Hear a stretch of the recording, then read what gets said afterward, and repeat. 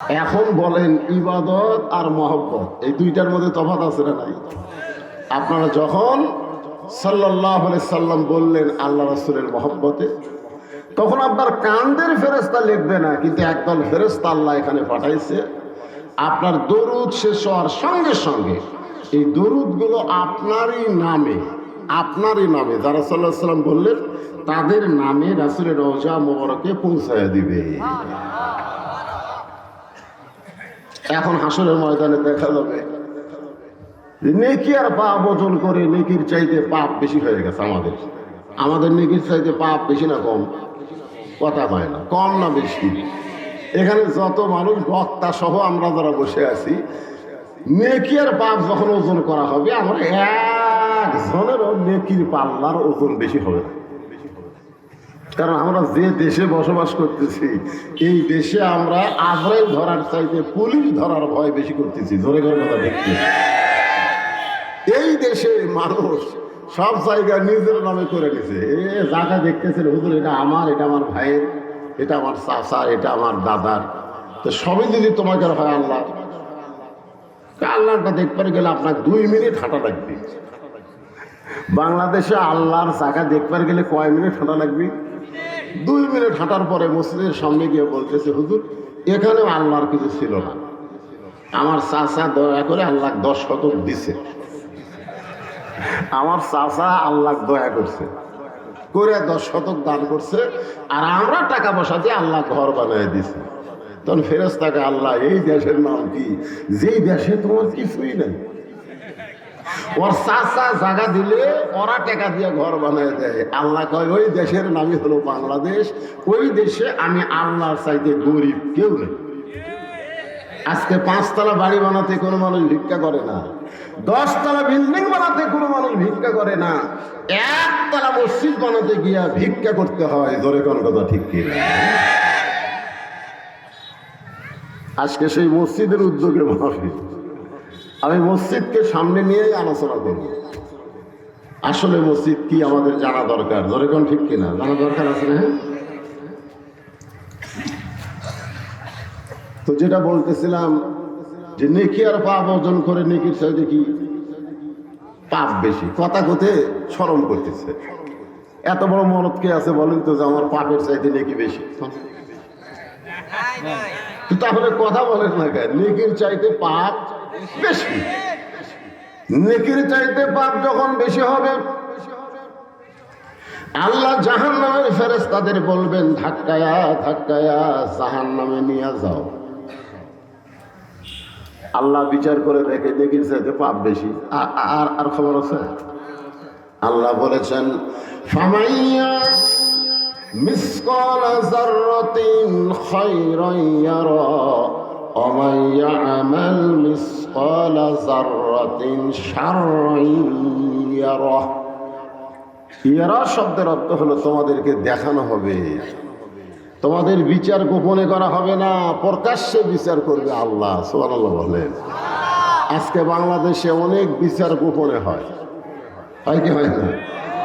অনেক বিচার গোপনে হয়। গোপনে বিচার করার পরে একজনের ইশারায় আবার রায় পাল্টে যায়। জোরে কোন কথা ঠিক কিনা? এইরকম বিচার আমরা দেখতেছি। তখন আল্লাহ যখন হাকিম হয়ে বিচার শুরু করবেন, তখন কি এই গোপন বিচার করবেন? এই জন্য আল্লাহ বলেছেন ইয়ারা মানে তোমাদেরকে দেখানো হবে তোমরা কি করছে।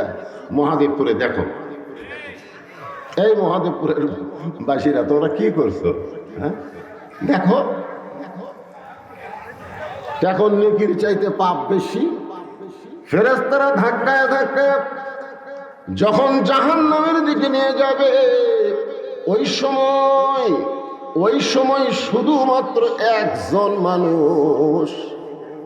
আল্লাহ বলেছেন ইয়া আইয়ুহান নাসু তাকু রাব্বাকুম ওয়াখশাউ ইয়াওমান লা ইয়াজজি ওয়ালিদুন আন ওয়ালাদিহি ওয়ালা মাউলুদুন হুয়া জাযিন আন ওয়ালিদিহি শাইয়্যা। মানুষ রে, সেই কঠিন হাসরের ময়দানে পিতা তার সন্তানকে ভুলে যাবে, মা তার সন্তানকে ভুলে যাবে, সন্তান তার বাপ মাকে ভুলে যাবে। এমন কঠিন অবস্থায় শুধুমাত্র একজন মানুষ, সুবহানাল্লাহ বলেন, একজন মানুষ, মানজাল্লাযী ইয়াশফা ইনদাহু ইল্লা বিইজনিহি। একজন মানুষকে আল্লাহ তাআলা ওকালতি করার চান্স দিবেন। আল্লাহ হবেন হাকিম, আমরা হব আসামি, আর উকিল হবেন আমাদের নবী। ধরে কেন সুবহানাল্লাহ। ফেরেশতার হাতে সামনে থেকে আল্লাহ রাসূল হাত ধরে হেঁচকা টান দিবেন। ঠিক আছে, কোথায় নিয়ে যাস? ফেরেশতারা কয় কি করা? আল্লাহ নেকি আর পাপ ওজন করে, নেকির চাইতে পাপ বেশি। আল্লাহর হুকুমে আমরা জাহান্নামে নিয়ে যাচ্ছি, আপনি হাত ধরে টানেন কেন? রাসূল বলতেছেন আল্লাহ বিচার করবে আমার উম্মতের, আর আমি নবী সেখানে থাকবো না। এই বিচার আল্লাহ করতে পারে, কিন্তু আমি রাসূল মানি না। ফেরেশতারা কয় কে রে? এর আমল নামার সব কিছু ওজন হয়ে গেল, নেকির চাইতে পাপ বেশি, আর এই বেটা উকিল কয় আমি মানি না। তো কি করবি? নবী তখন আমাদেরকে আবার মিজানের কাছে নিয়ে যাবেন, নিয়ে যা বলবো আল্লাহ শেষ। আল্লাহ বলতেছে নেকি আর পাপ ওজন করে দেখছি, নেকির চাইতে পাপ বেশি, তাহলে আমার গুণে কি হবে? আল্লাহ বলবেন রাসূল আপনার আবার কি? বলে আমার প্রতি মহব্বতের দরুদ পড়েছে, এই দরুদের নেকিগুলো মদিনায় রওজা মুবারকে জমা হয়েছে। এই নেকিগুলো আমি রাসূল আমার উম্মতের জন্য নেকির পাল্লায় দিয়া দিলাম। সঙ্গে সঙ্গে নেকির পাল্লার ওজন বেড়ে যাবে। কারণ নামাজের চাইতে, রোজার চাইতে, জিকির চাইতে, যাকাতের চাইতে, হজের চাইতে দরুদের মহব্বতের ওজন আল্লাহর কাছে অনেক বেশি। জোরে করো সুবহানাল্লাহ। এই জন্য যখন নবীর নাম উচ্চারণ হবে মুখ বন্ধ রাখেন না। দাঁতের উপর দাঁত দিয়ে মুখ বন্ধ করে তো মুহাম্মদ রাসূলুল্লাহ শোনার সঙ্গে সঙ্গে বলতে হবে সাল্লাল্লাহু আলাইহি ওয়াসাল্লাম। কেরে বাজান ওইদিকে হইছে হয় করে কথা হয় কেন? এই যারা দাঁড়িয়ে আছে রে, তোমাদেরকে বসার জায়গা নাই? এই সাইডে অনেক জায়গা আছে।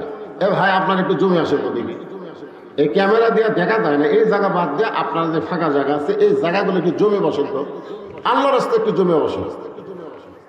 আর যারা রাস্তাঘাটে হইচই করতেছে আমি বলবো মন চাইলে বসো, না চাইলে চলে যাও। কথাবার্তা বললে মরার 2 বছর আগে তুমি বোবা হবে। কয় বছর আগে? 2 বছর আগে। ও করতেছে পানি খাবার চাষে বউ মুড়ি এনে দিছে, বুঝবার পারবি তো। খাবি পানি, ও করে তুমি মুড়ি দিছে, আর কলটা ফাটা যাচ্ছে, পানি খাবি, পক দিছে মুড়ি। কথা কর পারে তো ও দেখি। আজকে কোরআনের ওয়াজ না শুনে তুমি রাস্তায় কথা বলতেছো, তোমার জবান কেন? আমার মালিক হচ্ছে আল্লাহ। জোরে কোন কথা ঠিক কিনা? কথা বন্ধ করো, একবার স্টপ।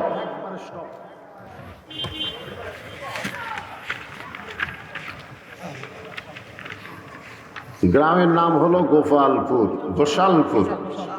আপনাদের পৃথিবীর ভিতরে মহাদেবপুরের মধ্যে এত পুর। হ্যাঁ, আসলে আমি তো বাংলাদেশ সব জায়গায় আছে, এত পুর নেই। হাই রে পুর রে। গোসালপুর পূর্বপাড়া জামে মসজিদ কমিটি কর্তৃক আয়োজিত তরুণ যুবকদের সমন্বয়ে আজকের এই তাফসীরুল কোরআন মাহফিলে আল্লাহ তাআলা যিনাকে সম্মানিত সভাপতির আসনে কবুল করেছেন, জনাব আলহাজ মোহাম্মদ মোবারক আলী। আজকের মাহফিলের যিনি সভাপতি, আপনি মাশাআল্লাহ। আজকের মাহফিলের সম্মানিত সহসভাপতি আলহাজ মোহাম্মদ আব্দুল জব্বার সাহেব, উনি আছেন মাশাআল্লাহ। আজকের মাহফিলের সম্মানিত প্রধান অতিথি জনাব মোহাম্মদ সলিম উদ্দিন তরফদার সেলিম, আপনাদের এমপি সাহেব। আজকের এই মাহফিলের সম্মানিত বিশেষ অতিথিবৃন্দ যিনারা রয়েছেন, সকলকেই অন্তরের অন্তঃস্থল থেকে আমি শুভেচ্ছা জ্ঞাপন করছি। সম্মানিত ওলামায়ে কেরাম, আপনাদের মাঝে মাঝে যে সমস্ত আলেম ওলামা বসে আছেন, মঞ্চে আছেন, মাগরিবের নামাজের পর থেকে যারা কোরআন হাদিসের আলোকে গুরুত্বপূর্ণ তাফসীর করেছেন,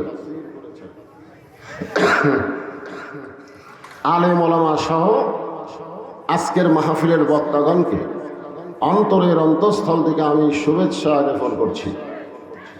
এই মুহূর্তে আমার সামনে যারা বসে আছেন, আল্লাহ যাদেরকে কবুল করেছেন, সুবহানাল্লাহ বলেন।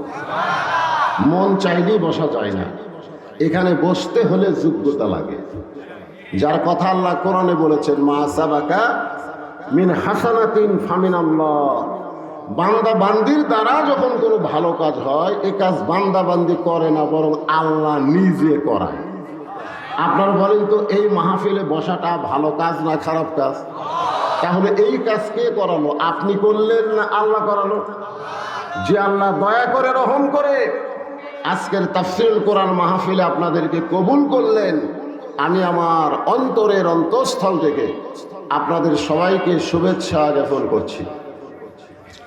সম্মানিত মা বোনেরা, পর্দার অন্তরালে বসে বসে যারা আলোচনা শুনতেছেন, আমি তাদেরকেও শ্রদ্ধা জ্ঞাপন করে এই মুহূর্তে জানতে চাচ্ছি, মহাদেবপুরের বাবাজিরা আপনারা কেমন আছেন? এই মাইকের সাউন্ড একটু কমায় দাও, বেশি হয়ে গেছে। আলহামদুলিল্লাহ রাব্বিল আলামিন। যে আল্লাহ দয়া করে রহম করে মেহেরবানি করে আজকের এই মাহফিলে জান্নাতের টুকরার ভিতরে আপনাদেরকে কবুল করলেন, আপনারা কি খুশি হয়ে আছেন না বেজার হয়ে গেছেন?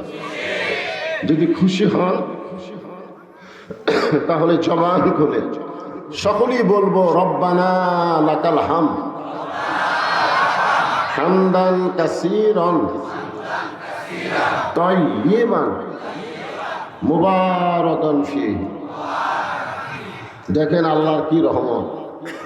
গোপালপুর, ঘোষালপুর, সরস্বতীপুর, মহাদেবপুর সবগুলো হিন্দু নাম। যেরকম কথা ঠিক কি? এই হিন্দু নাম থাকার পরেও হিন্দু একটাও নেই।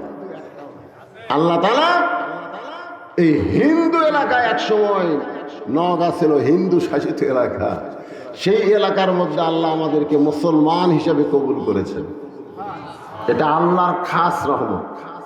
আল্লাহ কোরআনে বলেন, অমাইয়াবতাগি গায়রাল ইসলামা দীনান ফালান ইউকবালা মিনহু। ইসলাম ছাড়া অন্য কোনো ধর্ম যদি তোমরা গ্রহণ করো, ওইটা আল্লাহর দরবারে কবুল হবে না। আল্লাহর কাছে একমাত্র কবুলযোগ্য ধর্মের নামই হলো ইসলাম। আজকে সেই ইসলামের ভিতরে আমরা কবুল হয়েছি কার ইশারায়, কার রহমতে? তাহলে খুশি না বেজার? মাশাআল্লাহ। আল্লাহ তাআলা আমাদের জন্য বলেছেন, কুল ইয়া ইবাদি লাযিনা আসরাফু লা তাকনাতু মির রাহমাতিল্লাহ ইন্নাল্লাহা ইয়াগফিরুয যুনুবা জামিআ ইন্নাহু হুয়াল গাফুরুর রহিম। আল্লাহু আকবার। যারা মাগরিবের নামাজ পড়েননি, এশার নামাজও পড়েননি, ওয়াজ শুনতেছেন, আমি তাদের জন্য আয়াতে কারিমা তেলাওয়াত করলাম। কারণ মসজিদের উন্নয়ন কল্পে মাহফিল। আমি সেই মসজিদের মধ্যে এতক্ষণ ছিলাম, চারিদিকে তাকায় দেখি সব ঠিকঠাক, মাশাআল্লাহ। খালি ওযুখানাটা এখনো কমপ্লিট হয়নি। এছাড়া মসজিদের কোনো কমতি নাই।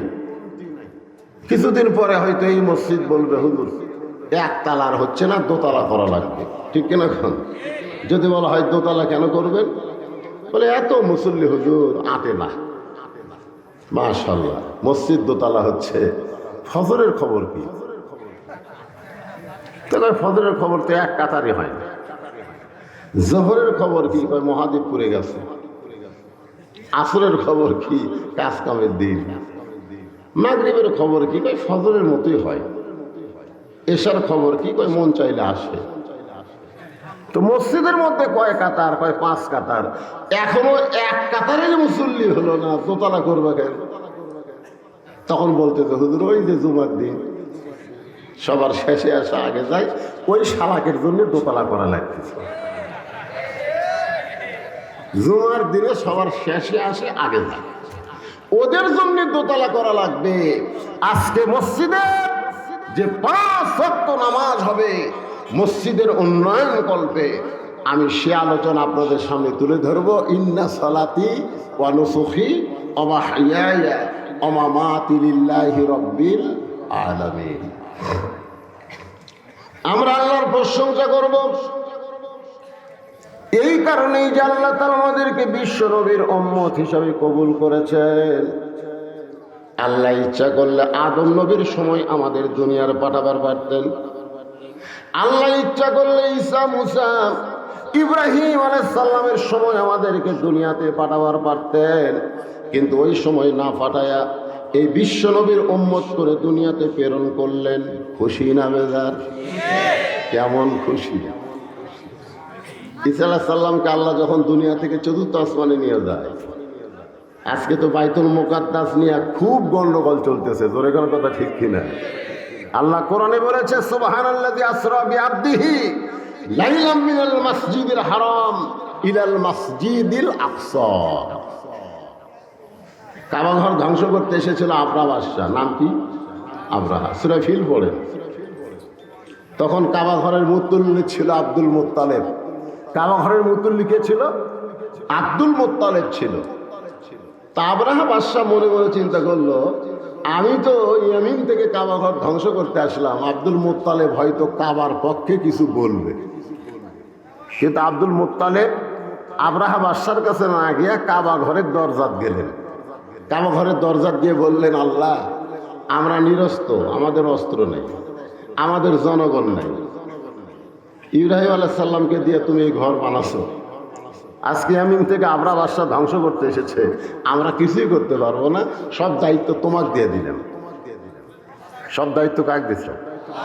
আজকে ফিলিস্তিনের মুসলমান যদি বাইতুল মুকাদ্দাসের সামনে গিয়ে বলতো, আল্লাহ, আমরা কিছুই করতে পারবো না, বাইতুল মুকাদ্দাস তোমার ঘর, তুমি হেফাজত করো, এ কথা ফিলিস্তিনের মুসলমান বলতেছে না, বরং তারা বলতেছে, দেহে এক ফোঁটা রক্ত থাকতে, জীবন থাকতে ইহুদির বাচ্চাদেরকে বাইতুল মুকাদ্দাস দখল করতে দিব না। জনগণ কথা ঠিক না?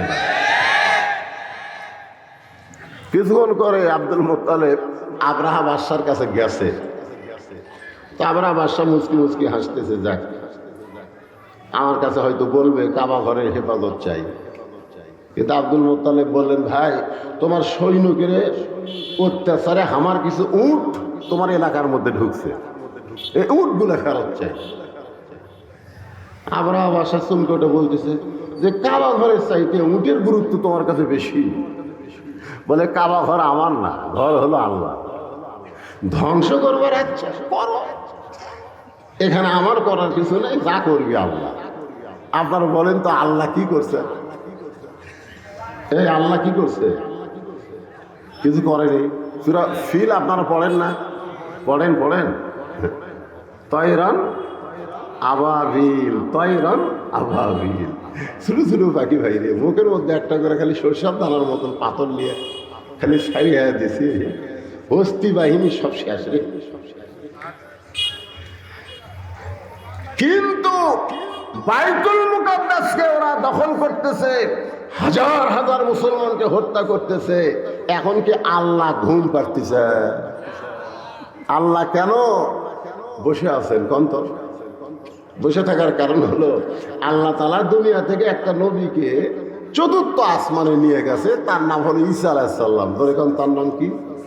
ঈসা আলাইহিস সালাম। প্রত্যেক দিন মাথার পাগড়ি বাঁধে, প্রত্যেক দিন।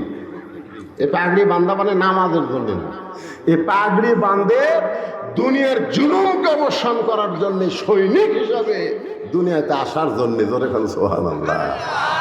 আল্লাহ বলে, ঈসা, একটু ধৈর্য ধর, একটু ধৈর্য ধর, সময় মতো তোকে পাঠানো হবে, যখন গোটা পৃথিবী চলে আসবে মুসলমানের পায়ের তলা। ইহুদি, খ্রিস্টান, হিন্দু, বৌদ্ধ, তোমরা হলো বরের যাত্রী, আর মুসলমান হলো বর। জোরে কর কথা ঠিক কিনা? মুসলমান হলো বর। এই মুসলমান আছে বলে আল্লাহ ইহুদি, খ্রিস্টান, বৌদ্ধ, হিন্দুদেরকে খাবার দিচ্ছে। যেদিন পৃথিবীতে মুসলমান থাকবে না, একটা বিধর্মীর খাওয়া হবে না। জোরে কোন কথা ঠিক কিনা? আপনার বিবাহের অনুষ্ঠানে যান না? যান না? বর ছাড়া যান না লিয়া যান? মধ্যে খারাপ যায় যদি বর কয়, ভাই, আমি বিয়া করবো না, আমি বিয়া করবো না, আমি বাড়িতে যাবো, বর যাত্রী বলতেছে, তোর মনে তুই চলে যা, আমরা যাবো না। আজ কয়দিন হলে নিয়ত করছি, তোর বিয়ার যে আমরা খামো, আর তুই ফেরত যাবি, যা। তো বর চলে গেছে, ওরা বর যাত্রী মেয়ে পক্ষের বাড়িতে যায়, খালি বলতেছে খাবার দাও ভাই, আস্তে আস্তে শরীর ক্ষুদে লেগে গেছে, খাবার দাও। তখন পাত্রীপক্ষ খালি খুঁজতেছে, খুঁজে দেখে খালি বর নেই। কারণ বরের একটা সাইজ আছে, বরের মাথার টুপি আছে, বরের মুখের দাড়ি আছে, বরের পাঞ্জাবি আছে, ধরে কোন কথা ঠিক না? কিন্তু এই শালারা তো তেল তেলা, এর কিছুই নাই। তখন পাত্রীপক্ষের একজন বলতেছে, কে ভাই তোমরা তো বারবার খাবার চাও, কিন্তু বর? তখন বলতেছে, বর তো মধ্যে রাস্তার থেকে পড়ে গেছে। আপনারা বলেন তো, পাত্রীপক্ষ বরযাত্রীকে খাওয়াবে না পিটন দিবে? আজকে গোটা পৃথিবীতে মুসলমান হলো বর, বর খায় না। বরের সাথে একজন থাকে, আমাদের কাহারো থেকে কোলদারা কয় না? যখন বড় বড় ঘাস দিবার চাই তখন কোলদারা খাই, ছোট ছোট খা। ওই যে তোর শ্বশুর দেখতেছে, তোর শাহ শ্বশুর দেখতেছে, ওই দেখ জনগণ তোর দিকে তাকে আছে রে, তোর মুখের দিকে সবার চোখ। আজকে কম খা, আগামীকাল থেকে তোর খাওয়া শুরু হবে। আর যারা বেশি করে খাচ্ছে, এই শালাকের আর খাওয়া নেই। কথা দেখছি না, সামান্য কিছু হতেই বর হাতমাল দিয়ে মুখ মোছে, এটা ঘুরে আসো। এই দুনিয়াতে মুসলমান হলো বরের জাত। এদেরকে আল্লাহ খাওয়ার জন্য, ফুর্তি করার জন্য দুনিয়াতে প্রেরণ করেন নাই। এদের কোল দ্বারা হলো ডান কান্দের বাম কান্দের ফেরেশতা। একটু খেয়াল করেন, এই দুনিয়াতে কম খাও, ভদ্রান্তি রেখে যাও।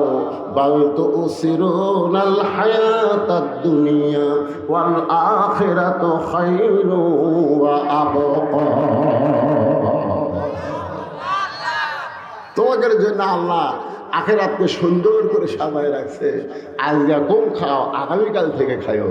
দুনিয়াতে তোমরা কম খাও, কিন্তু আগামীকাল থেকে আখিরাতে তোমাদের খাওয়া আছে। আর বরযাত্রী আজকেই শেষ খাওয়া, কাল থেকে খালি পিটন খাওয়া। দূরে কোন কথা ঠিক না?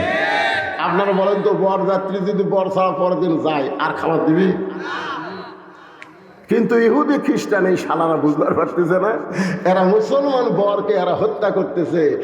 বরেরা যদি না থাকে তর্ক খিলাবি করে, আল্লাহর ঠেকা পড়ে নাই একটা বিধর্মীকে খাওয়ানো। জোরে কোন কথা ঠিক কিনা? বরের ওসিলাই খাচ্ছে, অথচ বরকে চিনতেছে না। আজকে বাইতুল মুকাদ্দাসকে নিয়ে আপনাদের সামনে কিছু আলোচনা করা লাগবে, কারণ ওটাও মসজিদ। যে মসজিদে বসেছিলাম এটাও মসজিদ। জোরে কোন কথা ঠিক কিনা? ওই মসজিদকে বাদ দিয়ে এই মসজিদের আলোচনা হবে? হবে না। এখন আসেন, আমরা আল্লাহর প্রশংসা করার কারণ হলো, আল্লাহ আমাদেরকে বিশ্ব নবীর উম্মত হিসেবে কবুল করেছেন। যেই নবী আমার বাইতুল মুকাদ্দাস, যেই বাইতুল মুকাদ্দাসকে নিয়ে ইহুদিরা তামাশা খেলতেছে, ওই বাইতুল মুকাদ্দাস আমাদের নবী সমস্ত নবী রাসূলের ইমামতি করেছে। সুবহানাল্লাহ। এটা কোন রাতে? এটা লাইলাতুল মিরাজের রাতে। আল্লাহ রাসূল হচ্ছেন ইমাম, আর সমস্ত নবী রাসূল হচ্ছে মুসল্লি। বাইতুল্লাহ, কাবা ঘর, এই ঘরে সমস্ত নবী রাসূল নামাজ পড়ে নাই, কিন্তু বাইতুল মুকাদ্দাসে সমস্ত নবী রাসূল নামাজ পড়েছে। কাবার চাইতে বাইতুল মুকাদ্দাসের গুরুত্ব কম না, অনেক বেশি, অনেক বেশি। সেই বাইতুল মুকাদ্দাসে শিশু বাচ্চারা মাকে বলে, মা খাবার দাও। মা বলতেছে, গুলি খা, গুলি খা। ছোট ছোট বাচ্চা, 4 বছর 5 বছর বাচ্চাকে মা বলতেছে, ঢেলটা নিয়ে যা, ঢেল, একটা ঢেল, যা ওই যে ইহুদিরা হচ্ছে মেরে দে। তখন ছোট বাচ্চা বলতেছে, মা ওদের হাতে গুলি আছে, মা আমরা ঢেল মারলে ওরা যে গুলি করবে। বলে, ওরা গুলি করলে তুই মরবি না, আল্লাহ তোকে জান্নাতের দরজা খুলে দিবি।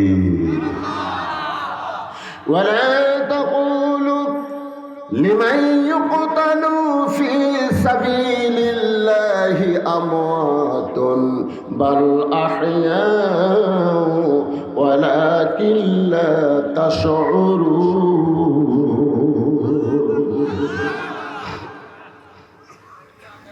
হাশেম নামে একটা ছেলে মায়ের কাছে কান্দার বলে, মা বর্তমান গোটা পৃথিবীতে 200 কোটি মুসলমান, মাত্র সামান্য কয়েকজন ইসরায়েলের ইহুদি ওরা আমাদেরকে হত্যা করতেছে। অথচ 200 কোটি মুসলমান তারা কি করে? মা হাসিমের কপালে চুমা দিয়ে বলে, হাসিম রে, তোর নাম হলো হাসিম, আর নবীর নাতির নাম হলো হোসাইন। যেদিন হোসেনের দেহ থেকে মস্তককে বিচ্ছিন্ন করা হলো, সেই দিন পৃথিবীতে হাজার হাজার মুসলমান ছিল, কিন্তু হোসেনের পক্ষে তারা কাজ করে নাই। আজকে ফিলিস্তিনেরা হোসেনের মতন জীবন দিবে, কিন্তু নবীর ইসলামকে দুনিয়াতে ভুলুণ্ঠিত হতে দিবে না। সরল বলে, যেই যুবকেরা কষ্ট করে মাহফিল করতেছ, আমি তোমাদেরকে বলতেছি বাজান, আজ কয়েকদিন হলে তোমরা কষ্ট করে এই জান্নাতের বাগান লাগাইছ, নাম দিয়েছ মসজিদের উদ্যোগে। মসজিদ শুধু একটা ঘর না, এই ঘরে 5 ওয়াক্ত নামাজ জামাতের সঙ্গে আদায় করা লাগবে। সেদিন জামালপুরে এক নেতা বলতেছে, বর্তমান প্রধানমন্ত্রী 564টা মসজিদ করেছে, 564টা মডেল মসজিদ করেছে, এরপরেও কতকগুলো আলেম প্রধানমন্ত্রী দেখতে পারে না। মানে আমার লক্ষ্য করে বলতেছে 564টা মসজিদ বানাচ্ছে, মডেল মসজিদ। ধরে কোন কি মসজিদ? যেই প্রধানমন্ত্রী 564টা মসজিদ করলো, অথচ আলেমরা সেই প্রধানমন্ত্রীকে দেখতে পারে না। নেতা ভাষণ দিয়ে যখন চলে গেল, আমি তখন বললাম, নেতা ভাই, তুমি তো ভাষণ দিয়ে চলে যাও, তুমি তো বক্তার ওয়াজ শোনো না। বক্তারাও খুশি, এতগুলো মসজিদ বানাইছে প্রধানমন্ত্রী, কিন্তু আল্লাহ কোরআনে মসজিদ বানানোর আগে ঘোষণা করেছেন, মুসলমানের মধ্যে কেউ যদি প্রধানমন্ত্রী হয়, মুসলমানের মধ্যে কেউ যদি প্রেসিডেন্ট হয়, মুসলমানের মধ্যে কেউ যদি কাউকে যদি ক্ষমতা দেওয়া হয়, তারা মসজিদ বানান আগে না, তারা মাদক মুক্ত সমাজ করা আগে না, তারা পথা সেতু নির্মাণ করা আগে না, তারা বাল্য বিবাহ বন্ধ করা আগে না। তার 1 নম্বর কাজ হলো আকামুস সালাত, নামাজ কায়েম করা। নামাজ যদি কায়েম না হয়, এতগুলো মসজিদ বানায় কোনো লাভ হবে না। কারণ বিশাল মসজিদে 1 কাতার মুসল্লিও হয় না। ধরে কোন কথা ঠিক কিনা? কথা কন না কেন? 1 কাতারে হয় না। গোটা মসজিদের টাইলস করা, যায় দেখে সামান্য জায়গা পরিষ্কার। মুয়াজ্জিনকে বললাম, কে ভাই, এই সামান্য জায়গা পরিষ্কার কেন? আযান হয়, আকামত হয়, কেউ আসে না হুজুর, তো খামাকা মসজিদ ঢাক দিয়ে লাভ কি? আমি নামাজ পড়ি আল্লাহু আকবার করে এই জায়গা 2টা গামছার বাড়ি মারি, আকামতে একলা একলাই নামাজ পড়ি, কি অবস্থা? তো খালি মসজিদ বানানো হবে না, এই এলাকার সমস্ত যুবকদেরকে 5 ওয়াক্ত নামাজ মসজিদে আদায় করা লাগবে। ধরে কোন কথা ঠিক কিনা? আল্লাহ রাসূল বলেছেন, লা সালাতা লা ঈমানা, যার নামাজ নাই তার কোনো ঈমান নাই। ভালো করে শোনেন, লা সালাতা লা দীনা, যার নামাজ নাই তার কোনো ধর্ম নাই। বাইনাল আবদি ওয়াল কুফরি তারকুস সালাত, বান্দার কাফেরের মধ্যে পৃথক করার জিনিস তার নামই হলো নামাজ। আল্লাহ রাসূল বলেছেন কঠিন কথা, মান তারাকা সালাতু মুতাম্মিদান ফাকাদ কাফারা, ইচ্ছা করে যারা মাগরিবের নামাজ, এশার নামাজ বাদ দিল, তার আর মুসলমান থাকলো না, তারা মুসলমান খারিজ হয়ে কাফের হয়ে গেল। কথা কন না কেন? আপনার জমির পর্সা আছে কিন্তু সিএস নাই। পর্সা আছে কি নাই? সিএস নাই। বর্তমানে জমি খারিজ হবে, এজন্য এখানে খারিজ হবে। তাহলে যদি আপনি মাগরিব এশার নামাজ না পড়েন, শুধু শুক্রবারে জুমার নামাজ পড়েন, বলে হুজুর আমি তো নামাজি, আমি 5 ওয়াক্ত নামাজ না পড়লেও জুমার নামাজ পড়ি। যারা জুমার নামাজ পড়েন তাদের জন্য লা তাকনাতু মির রাহমাতিল্লাহ, আল্লাহ দয়া করে হাসরের ময়দানে বলবে, যারা 5 ওয়াক্ত নামাজ পড়ো নাই, শুধু জুমার নামাজ পড়েছ, আমি রহমান রহিম তোমাদেরকে জান্নাত দিয়া দিলাম, যাও। সঙ্গে সঙ্গে জুমা পার্টি খুশি হয়ে জান্নাতের দিকে দৌড় মারবে। এক দৌড়ে জান্নাতের দরজা দিয়ে দেখবে, জান্নাতের দরজা বিশাল একটা তালা। বলবে, আল্লাহ আপনি জান্নাত দিলেন কিন্তু তালা কেন? আল্লাহ বলে, পকেট হাঁটায় দেখ, চাবি খোলার জন্য তোদের চাবি আছে, তালা খোলার জন্য তোদের কাছে চাবি আছে। ওই জুম্মা পার্টি তখন পকেট হাতায় দেখবে একটা চাবি আছে, ওই চাবি তালার মধ্যে ঢুকবে কিন্তু ঘুরবে না, ঢুকবে ঠিকই কিন্তু ঘুরবে না। আল্লাহ, চাবি ঢুকলো তালার মধ্যে ঘরে না খেন। আল্লাহ কাই পাগল রে, তালার মধ্যে 5টা দাগ আছে, তোর চাবির মধ্যেও 5টা দাগ থাকা লাগবে, দাগে দাগে মিল হলে কুট্টুস করে তালা খুলবে। এখন দেখ তো তোর চাবিতে দাগ আছে কিনা। বলে আল্লাহ, আমার চাবি হলো তেল তেলা। আল্লাহ বলবেন, ফজর, জোহর, মাগরিব, এশা, এই 5 ওয়াক্ত নামাজের দাগ যদি চাবিতে না থাকে, ওই জান্নাতের তালা কোনোদিন খুলবে না। যারা শুধু জুম্মার নামাজ পড়েন, বড় জোর তারা জান্নাত দেখবার পারবেন, কিন্তু ভিতরে ঢুকতে পারবেন না। এখন যারা জুম্মা পার্টি কথা কয় না, কি কথা কন না, তাহলে নামাজ 5 ওয়াক্ত নামাজ আদায় করা লাগবে। আল্লাহর নবী কিন্তু 5 ওয়াক্ত নামাজ পাইছে নবুয়তের 10ম বৎসরে, 10 বৎসরে যখন নবী, তখন এই 5 ওয়াক্ত নামাজ পাইছে লাইলাতুল মেরাজে। সুবহানাল্লাহ। কয় ওয়াক্ত? 5 ওয়াক্ত নামাজ নিয়ে নবী চলে আসলেন মক্কায়। মক্কায় আসার পরে নবী নামাজ কায়েম করতে পারলেন না। এই নামাজ পাওয়ার আরো 3 বছর নবী মক্কায় ছিলেন। নবী সর্বসাকুল্যে নবী হওয়ার পরে মক্কায় ছিলেন 13 বছর। ধরে কোন কয় বছর? তাহলে নামাজ যখন পাইছে তখন কয় বছর? 10 বছর। একটু হা হুকারে ধরেন, আমার কথা কি আপনারা বুঝতে পারতেছেন না? তাহলে 10 বছর নামাজ পাইলেন, 13 বছর পর্যন্ত নবী মক্কায় থাকলেন, কিন্তু নামাজ কায়েম করতে পারলেন না। প্রকাশ্যে জামাতে নামাজ আদায় করতে পারতেছেন না। সাহাবীরা বললেন, ইয়া রাসূলুল্লাহ, হুজুর মক্কায় কি নামাজ কায়েম হবে না? মাইকের সামনে এরকম করতেছে কেন বাবা? এই মাইকের সবাই তো শুনবার পাচ্ছে, আবার কি ভূমি শব্দ দাও। তাহলে 5 ওয়াক্ত নামাজ কি কায়েম হবে না? আল্লাহ রাসূল বললেন, সাহাবীরা রে, 5 ওয়াক্ত নামাজ যদি কায়েম করতে চাও, তাহলে যিনি ইমাম হবেন তাকেই নেতা হওয়া লাগবে। 5 ওয়াক্ত নামাজ যদি কায়েম করতে চাও, তাহলে যিনি নামাজ পড়াবেন তাকে আবার সমাজের নেতা হওয়া লাগবে। ধরে কোন কি হওয়া লাগবে? আজকে আমাদের বাংলাদেশে নেতা একজন, ইমাম আর একজন।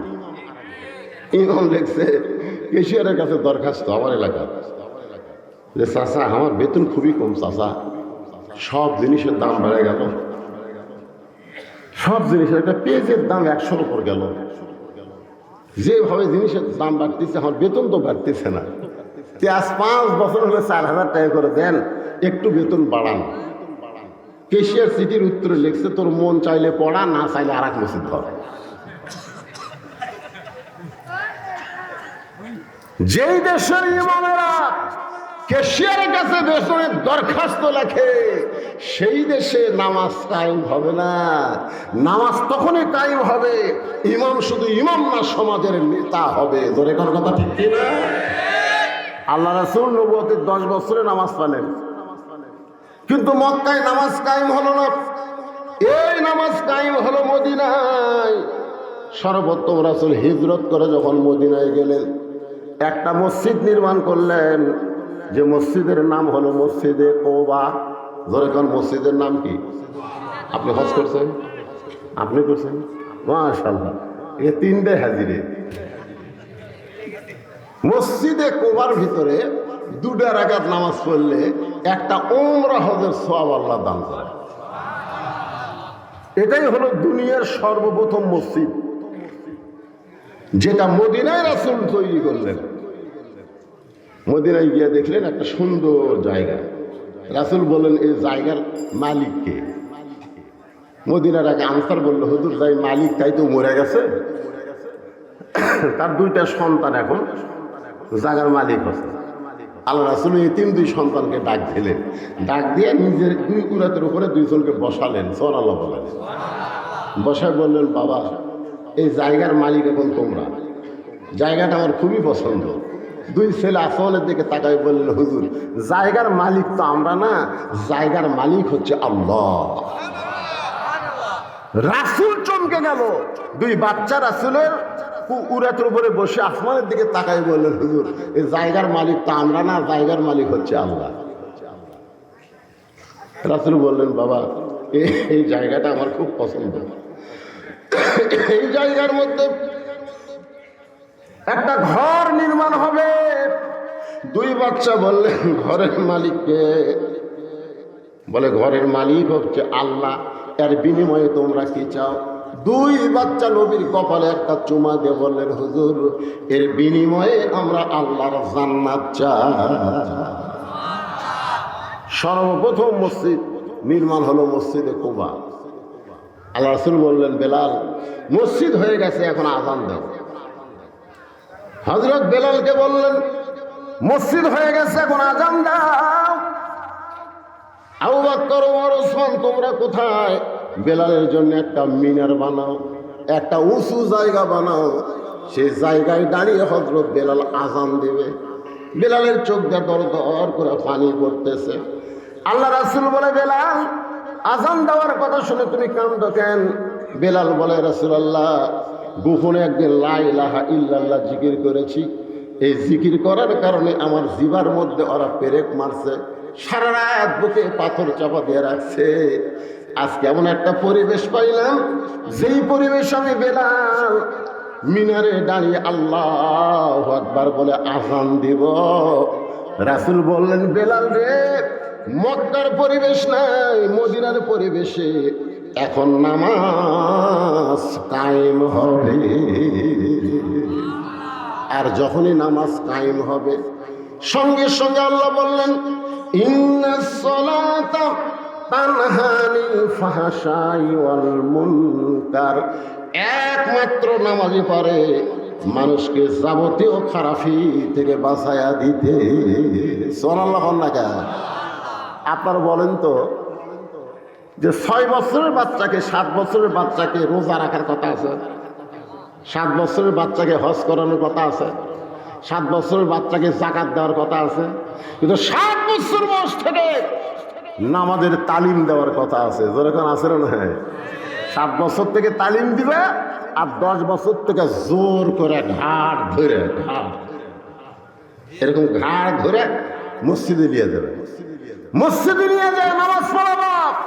তুমি যদি তোমার সন্তানকে একবার নামাজ ধরাতে পারো, ওই সন্তান কোনোদিন গাঁজা ধরবে না, ওই সন্তান কোনোদিন ফিনফিল ধরবে না, ওই সন্তান কোনোদিন আর্জেন্টিনার পতাকা টাঙ্গাবে না, ওই সন্তান কোনোদিন ব্রাজিলের পতাকা টাঙ্গাবে না।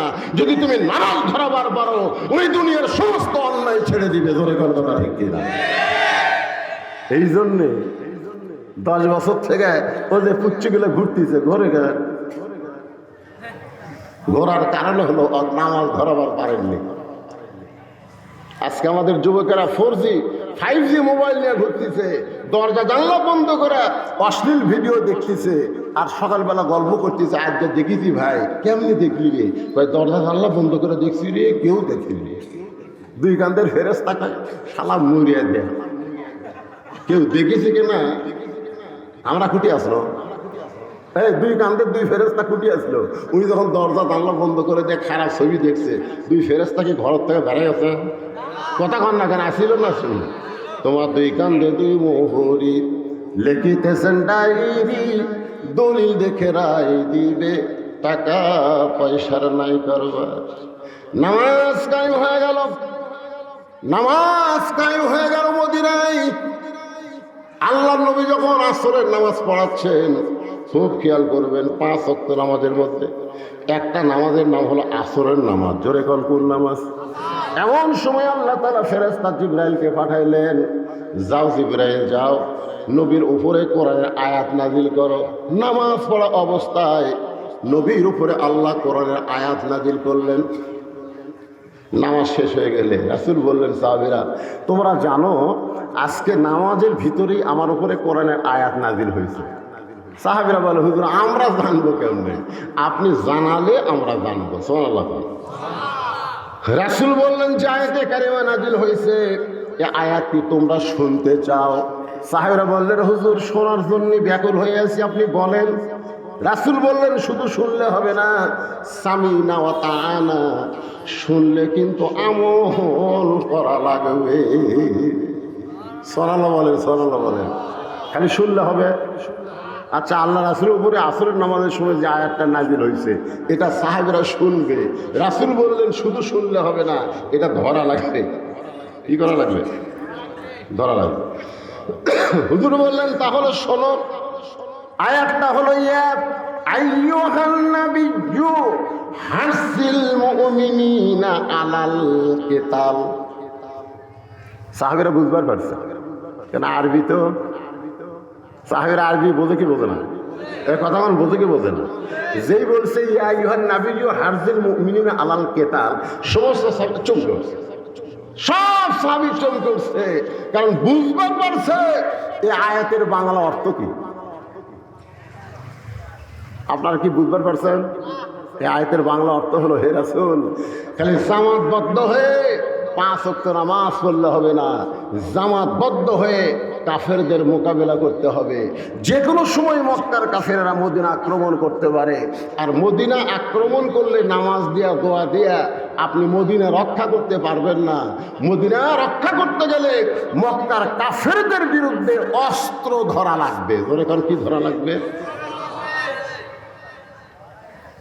তখন একজন সাহাবী মাথার টুপি, মুকুট, দাড়ি, পরনের জুব্বা, সামনে কাতারে নামাজ পড়ে, ওই নবীর হাঁটুর সঙ্গে হাঁটু লাগায় বললেন, ইয়া রাসূলুল্লাহ, এটা না গন্ডগোলের আয়াত। আজকে আমাদের বাংলাদেশে এরকম লোক আছে না নাই? যখন আছে না নাই, কোরআনের ওয়াজ শুনবে, সারা রাত কোরআনের ওয়াজ শুনবে, কিন্তু কোরআন বিজয়ের কথা বললেই ওদের কলিজাত আগুন ধরে যাবে। যখন কথা ঠিক কি না? কারণ কোরআন থাকবে মৌলবীর কাছে, কোরআন থাকবে মসজিদে, কোরআন থাকবে মাদ্রাসায়, কোরআন সমাজের মধ্যে নিয়ে আসে। কেন রে কোরআনের কথা বললি কবি হুজুরা বানাটা কি শুরু করলো? এই টুপিওয়ালা, দাড়িওয়ালা, জুব্বাওয়ালা নবীর হাঁটুর সঙ্গে হাঁটু লাগায় বলতে যে হুজুর, এটা একটা গন্ডগোলের আয়াত। কিসের আয়াত? গন্ডগোলের আয়াত।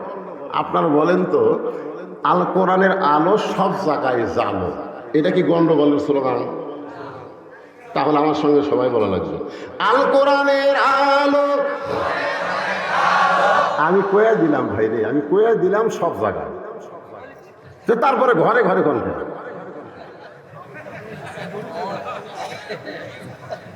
না, খালি ঘরের মধ্যে জলদি হবে, বেড়া করা লাগবে। আপনি ঘরের মধ্যে কোরআন শরীফ পড়লেন, পড়ে বের হয়ে দেখেন যে একটা বেপরদা মেয়ে মানুষ রাস্তা ঘুরতেছে। এখন সেই বেপরদা মেয়ে মানুষ আপনার চোখের মধ্যে ঢুকে গেছে, চোখর ঢুকলে খালি চোখর থাকে, ওটা এই জায়গাটা আবার ঢুকে গেছে, মেমোরি হচ্ছে। এখন জোহরের নামাজ পড়বার যা নিয়োগ করতেছেন, ইলা জেহাদের কাবাতে শরীফত আল্লাহু আকবার, মুখ আছে কাবার দিকে, চোখ আছে সেজদার দিকে, আর মন খালি বলতেছে রাস্তা কি দেখলাম রে। তাহলে আর কোরআনের আলো শুধু ঘরের মধ্যে জ্বলানো হবে না, সব জায়গায় জ্বলাতে হবে। এটা কি গন্ডগোলের স্লোগান? হ্যাঁ, যেরকম গন্ডগোলের আল কোরআনের আলো, কোরআন হাদিস যেখানে, দুনিয়ার মুসলমান লিল্লাহি তাকবীর। দুনিয়ার মুসলমান যে এক হয় তার প্রমাণ হলো আল্লাহর ঘর।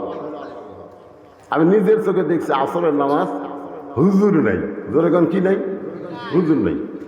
3 জন মুসল্লি ঢুকে খালি ঘড়ি দেখতেছি, ওই 3 মুসল্লি আবার 3 দল করে। ঘর কয়টা আর দল কয়টা? 3 দলের 3 জন খালি ঘড়ির দিকে তাকে আছে, হুজুর নেই। নামাজের সময় হয়ে গেল, হুজুর ঢুকলি তাকে সামনে দিবে। তা আমি এখন দেখে চিন্তা করলাম, আমি ঢুকলি তো আমাকে সামনে দিবে না, ঢুকবো না, দেখি আর কি করে। তা আমার এলাকার তো আমি চিন্তা করে দেখলাম 3 দল করে। কোন দলের সাপোর্টার? একটা দেখলাম আওয়ামী লীগ, একটা বিএনপি, আর একটা হলো জামাত। তো জামাত ইসলাম নরম মানুষ, তো আওয়ামী লীগকে বলতে যে ভাই তোর দল ক্ষমতাটা আছে, তুই সামনে যা। নরম হয়ে বলতেছে তোর দল এখন ক্ষমতাটা আছে, তুই সামনে যা। আওয়ামী লীগ বলতেছে ভাই বিরক্ত করিস না, আমি মাঝে মধ্যে নামাজ পড়ি রে, কিন্তু পড়াবার পারি না।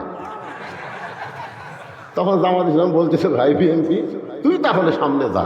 বলে পাগল হয়েছিস, মাঝে মধ্যে আকামত দিবার পারি, কিন্তু নামাজ কয় রাকাত কোনটা সেটা ঠিক মতো পড়াবার পারি না। তখন বলতেছে তুইও পারিস না, ওইও পারে না, তাহলে আমি যাই।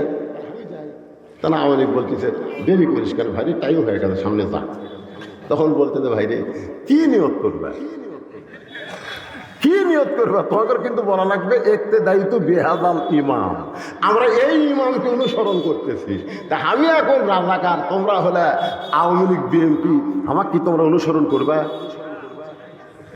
তখন আওয়ামী লীগ ছিললে বলতেছে তুই বাইরের কথা ভিতরে বলিস কেন রে, আমি আওয়ামী লীগ তুই বিএনপি তুই রাজাকার, এটা হলো বাইরের কথা, আর ভিতরের কথা আমরা তিন ভাই একসঙ্গে জামাত করতে চাই।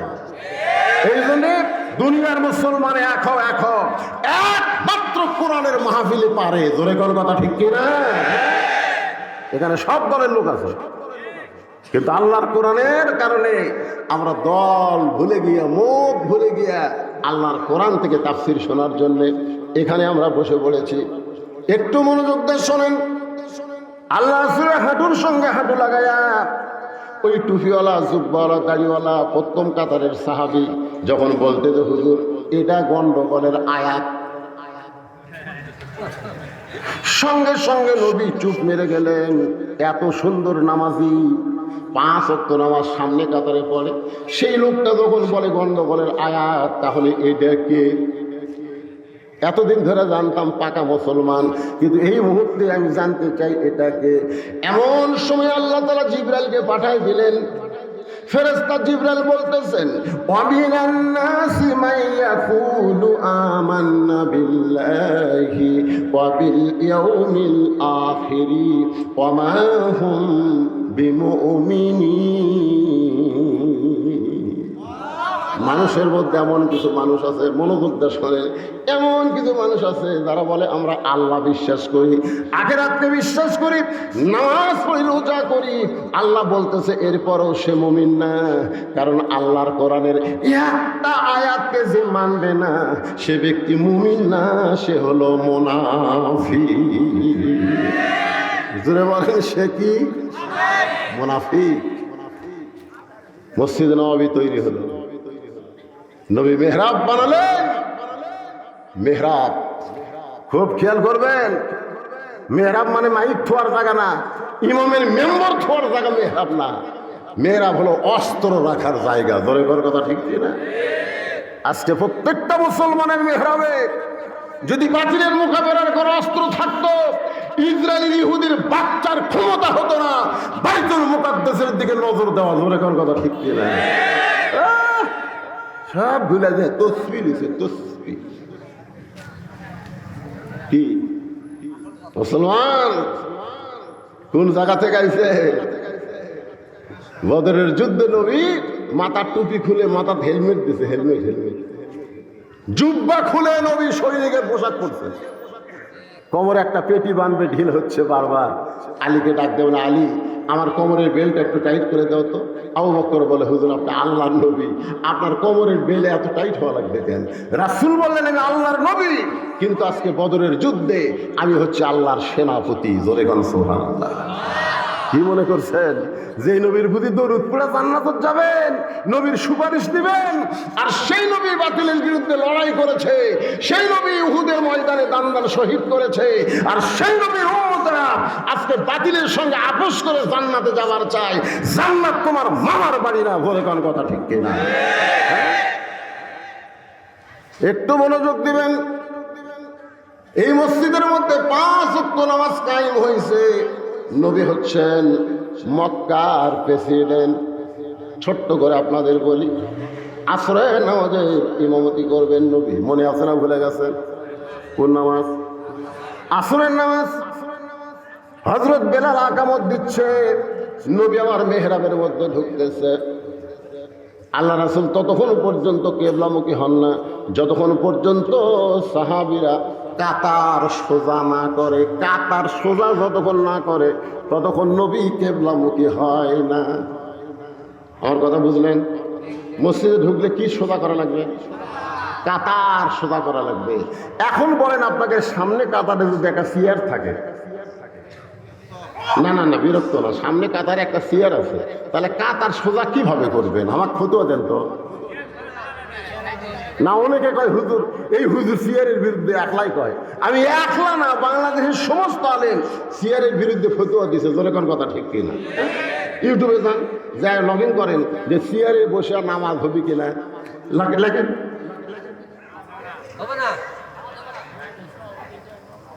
পায়ের গোড়ালির সঙ্গে গোড়ালি মিল করা লাগবে। যে বেটা সিয়ারে বসছে আর পায়ের গোড়ালি কুটে গেছে। আমাকে একজন বলতে হুজুর সিয়ারে কি নামাজ হবে না? আমি হবে, হবে সিয়ারে নামাজ হবে, বাড়িতে হবে। তুমি অসুস্থ, তোমার ঠ্যাং ভাঙ্গিছে, তোমার মাজা ভাঙ্গা, তুমি বাড়ির নামাজ পড়ো। লা ইউকাল্লিফুল্লাহু নাফসান ইল্লা উসাহা। আল্লাহ তোমাকে এমন কিছু কঠিন করে দেয়নি যে তুমি বসতে পারবা না, দাঁড়াবার পারবা না, তারপরেও তোমাকে জামাত করা লাগবে, এই কথা আল্লাহ কয়নি। যতদিন পর্যন্ত দাঁড়ায় নামাজ পড়তে না পারবা, বাড়ির চেয়ারত পড়ো। কিন্তু মসজিদে আসলে তোমাকে কাতার সোজা করা লাগবে। যেরকম কি সোজা? কাতার সোজা। যতক্ষণ কাতার সোজা হয়নি ততক্ষণ নবী কিবলামুখী হয়নি। সুবহানাল্লাহ। হযরত বেলাল আকামত দিচ্ছেন। আকামতের মধ্যে দুইটা শব্দ আছে, কদ কামাতিস সালাহ, কদ কামাতিস সালাহ। আপনারা বলেন তো কদ কামাতিস সালাহ শব্দের অর্থ কি? একেবারে আপনারা কি বিরক্ত হচ্ছেন? মসজিদের উদ্যোগে মাহফিল। আমি এতক্ষণ ধরে কিসের ওয়াজ করতেছি? তাহলে সেই মসজিদের ওয়াজ শুনবেন না, মন্দিরের ওয়াজ শুনবেন। তাহলে কদ কামাতিস সালাহ শব্দের অর্থ কি? মুয়াজ্জিনটা আরবিতে কয়, এর বাংলা অর্থ কি? এর বাংলা অর্থ হলো অবশ্যই নামাজ দাঁড়িয়ে গেছে। কদ মানে কি? অবশ্যই। কামা মানে কি? খাড়া হওয়া। সালাত মানে কি? নামাজ। অবশ্যই নামাজ দাঁড়িয়ে গেছে। কদ কামাতিস সালাহ শোনার পরে আর বসে থাকা যাবে না। নামাজের যে কয়টা ফরজ তার মধ্যে একটা ফরজ হলো দাঁড়িয়ে নামাজ পড়া। ধরে কোন ঠিক কিনা? কিন্তু আল্লাহর নবী তাকায় দেখে সামনে কাতারে একজন সাহাবী বসে আছে। কদ কামাতিস সালাহ শোনা পরে ওই সাহাবী দাঁড়াবার পারতেছে না, বসে আছে। নবী বললেন, এই সাহাবী, বেলাল আকামত দিয়ে কদ কামাতিস সালাহ বলছে, এরপরেও তুমি বসে আছো, তুমি কেন দাঁড়াও না? তুমি কেন দাঁড়াও না? আল্লাহ কোরআনে বলেছেন, এই যে কোরআন শরীফ দেখেন, এই কোরআনের মধ্যে আল্লাহ কোট করে বলেছেন, কুমু কুমু লিল্লাহি কানিতিন। তোমাকে অবশ্যই আনুগত্য নিয়ে আল্লাহর জন্য দাঁড়াতে হবে। এই হুকুম কার? রাসূল বললেন, কুম। কুম মানে কি? দাঁড়াও। লিল্লাহি, আল্লাহর জন্য, কানিতিন, আনুগত্য নিয়ে দাঁড়াও। সিনা টান করে দাঁড়াও না। নামাজ যখন দাঁড়াবা এরকম নিয়ত করার পরে তুমি যখন হাত বাঁধবা মনে করবা তোমার চাইতে বড় আসামি এই দুনিয়াতে আর কেউ না। ঠিক কিনা? এইভাবে হাত বাঁধবা। সামনে কাতার একজন মুসল্লি হাত বাঁধতে আছে, আর মসজিদের বারান্দাতে এক মুসল্লি মোবাইলে রিংটোন পাচ্ছিল, ঘুম ভাঙ্গাইয়া গেল রে মরার কুকিল। ওই খালি এরকম বলছে, শালারে। যতক্ষণ আর মোবাইল রিংটোন পাচ্ছে প্রত্যেকবারই কথা শালারে, মানে মুখ ফসকা বের হয়ে গেল। তো নামাজ শেষ হলে বললাম, কে ভাই, বারান্দাত মোবাইলে রিংটোন বাজলো, আপনি সামনে কাতারে শালারে। হুজুর তাহলে হাতটা বান্দা না থাকলে আর চাপা হয়ে ফাটাতাম। হাত বান্দা আছে দেখে আমি লড়বার পারতেছি না। তার মানে কি বোঝা গেল? হাত বান্দা এটা সরকারের কোনো হ্যান্ডকাপ না, এটা আল্লাহর নামাজের হ্যান্ডকাপ। ধরে কোন কথা ঠিক না? যখন রুকুতে গেলাম, সুবহান রাব্বিল আযীম, সেজদায় গেলেন, সুবহান রাব্বিল আলা। ওই ব্যক্তি যখন কবরে যাবে মুনকির নাকির জিজ্ঞাসা করতেছে, মান রব্বুকা, তোমার রবকে? সঙ্গে সঙ্গে নামাজ খাড়া হয়ে বলতেছে, মুনকির নাকির, কাকে রব সম্পর্কে প্রশ্ন করতেছিস? যে দৈনিক 5 ওয়াক্ত নামাজ আদায় করেছে, মাঝে মধ্যে সুন্নত নফল আদায় করেছে, প্রত্যেকবার নামাজ শুরু করার সময় আলহামদুলিল্লাহি রব্বিল আলামিন বলে নামাজ শুরু করেছে। রুকুতে গেলে সুবহান রব্বিল আযীম কইছে, সেজদা দিয়া সুবহান রব্বিল আলা কইছে। এতবার রব রব করে যে ব্যক্তি দুনিয়াতে নামাজ পড়ে কবরে আসলো তাকে আবার রব সম্পর্কে প্রশ্ন করিস কেন? ফেরেশতা বলে, আল্লাহ তোমার বান্দাকে মান রব্বুকা প্রশ্ন করার সাথে সাথেই নামাজ যে ক্যাপা খেপলো, আমরা এখন করব কি? আল্লাহ মানে, ফেরেশতা তোমরা সাক্ষী থাকো, যেই ব্যক্তি নামাজ আদায় করে কবরে আইছে রবের উত্তর তার হয়ে গেছে। নামাজ আদায় করে যারা কবরে যায় তাদেরকে মান রব্বুকা প্রশ্নের উত্তর দেওয়া লাগবে না, এটা অটোমেটিক হয়ে যাবে। তোরে কাল সুবহানাল্লাহ। আল্লাহ নবী বললেন দাঁড়াও। সবাই দাঁড়াইছে, তুমি বসে আছো কেন? এমন সময় ওই সাহাবী কাঁদতেছে। রাসূল কয় কান্দো কেন? বলে কান্দার কারণ হলো আজকে 3 দিন হলে না খাওয়ার কারণে আমার দেহটা এত দুর্বল হয়ে গেছে। হুজুর আপনি বলেছেন যখন মুয়াজ্জিন আজান দিবে পুরুষ মানুষ তারা বাড়িতে নামাজ পড়তে পারবে না। আপনি বলেছেন আজান দিলে পুরুষ মানুষকে মসজিদে আসতে হবে। আমি হামাগুড়ি দিয়ে মসজিদের বারান্দায়, আমার মন বলতে যে সামনে কাতারের ফজিলত বেশি, শুধুমাত্র ফজিলত পাওয়ার আশায় সামনে কাতারে বসে গেছি। কিন্তু মুয়াজ্জিন বেলাল যখন আকামত দেয় আমি বারবার দাঁড়াবার চাই, কিন্তু আমার দেহ দুর্বল হওয়ার কারণে আমি দাঁড়াবার পারতেছি না। এই কথা বলার সঙ্গে সঙ্গে আল্লাহ নবী ডাক দিলেন ওসমান। সুবহানাল্লাহ বলেন। নবীর অনেকগুলো সাহাবী, তার মধ্যে নবী ডাক দিলেন কাকে? ওসমানকে। কারণ নবী যখন মদিনার প্রেসিডেন্ট ছিলেন ওই সময় নবীর ওসমান ছিল খাদ্যমন্ত্রী, অর্থমন্ত্রী। জোরে কোন কি মন্ত্রী? অর্থমন্ত্রী, খাদ্যমন্ত্রী। আল্লাহ নবী যখন মদিনার প্রেসিডেন্ট ছিলেন ওই সময় ধর্মমন্ত্রী হলেন আবু বকর। কয়টা মন্ত্রীর নাম শোনেন দেখেন তো, মন্ত্রীর সাথে দপ্তরের সাথে তাদের মিল আছে কিনা। ধর্মমন্ত্রীর নাম হলো আবু বকর। যেরকম ধর্মমন্ত্রীর নাম কি? আইন মন্ত্রীর নাম হলো হযরত ওমর। আইন মন্ত্রীর নাম কি? আর শিক্ষা মন্ত্রীর নাম হলো হযরত আলী। হযরত আলীর মতন শিক্ষামন্ত্রী যদি বাংলাদেশে থাকতো তাহলে একদম বাকদম ঘটম সাজো, ঢাক ঢোলক ঝাঁঝর বাজো, এই মিথ্যা শিক্ষা দিয়ে একটা সার বেতন পেত না। জোরে কোন কথা ঠিক কিনা? জালিকাল কিতাবুল আরিফা বিহুদাল লিল মুত্তাকিন, যারা শিক্ষা দিবে এদের বেতন খালি বেরিয়ে যাবে। জোরে কোন কথা ঠিক কিনা? এমন এক শিক্ষামন্ত্রী হবে ভাই,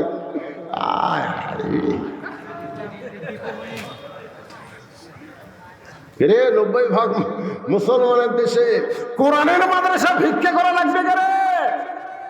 প্রাইমারির মাস্টার খালি মুসর তাও দেয় কি ভাই? তাও দেন কেন? চারিবি পড়ান না কেন? আর আমরা আইনে আইটিয়ে লাউ ভরা দিয়ে লাল লাগলো বল মাঝে তাই না দেখে ভোদন না, এই মিথ্যা শিক্ষা দিয়ে মাস গেলে 50,000 পাই। তখন আমরা গালো থেকে সর দেখ ওই মরানা এলে এটা কোন দেশ রে? এটা কোন দেশ?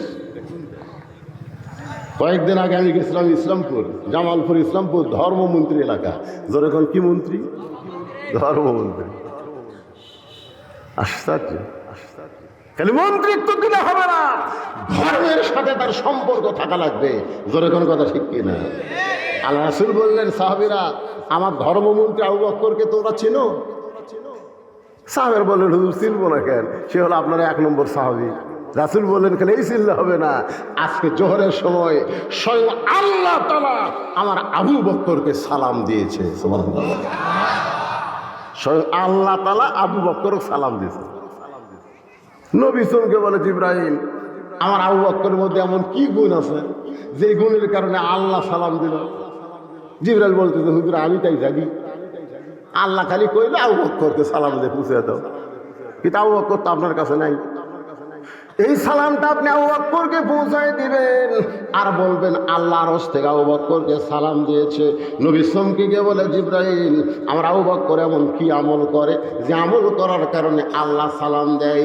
জিবরাইল বলে হুজুর আপনি তদন্ত করে দেখেন তো কোন আমলের কারণে আল্লাহ আবু বকরকে সালাম দেয়। দুনিয়ার সবাই যখন ঘুমায় গেছে এমন সময় নবী আমার তদন্তে বের হয়েছে। তদন্ত করতে গিয়া আবু বকরের জানলার পাশে দাঁড়াইছে। বিষাক্ত সাপ যেমন ফসফস শব্দ করে এমন করে কান্নার আওয়াজ আবু বকরের ঘরের ভিতর থেকে আসতেছে। নবী চমকে গেল, যে মানুষটা জান্নাতের 1 নম্বর সেই মানুষ কেমন করে গভীর রাত্রে কেন কান্দে? নবী কিছুই বললেন না। ফজরের সালাম ফিরাইয়া নবী আবু বকরের মুখের দিকে তাকায় থাকলেন, মুখটা মলিন, চোখ ভরা পানি। রাসূল বললেন, সাহাবীরা রে, তোমরা সবাই একটু ঘরের বাহিরে যাও, মসজিদের বাহিরে যাও, আবু বকরের সঙ্গে আমার গোপন কিছু গল্প আছে। সবাই যখন চলে গেল, নবী ডাক দিলেন, আবু বকর, এমন কি আমল করো বাবা যে আমল করার কারণে আরশের আল্লাহ তোমারে সালাম দেয়?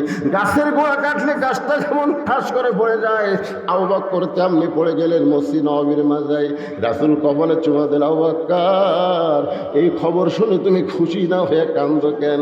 আবু বকর বলে, হুজুর, আমার মতন একজন সাধারণ মানুষকে, আমার মতন একটা সাধারণ মানুষকে আরশের আল্লাহ কেন সালাম দেয় আমি নিজেও জানি না।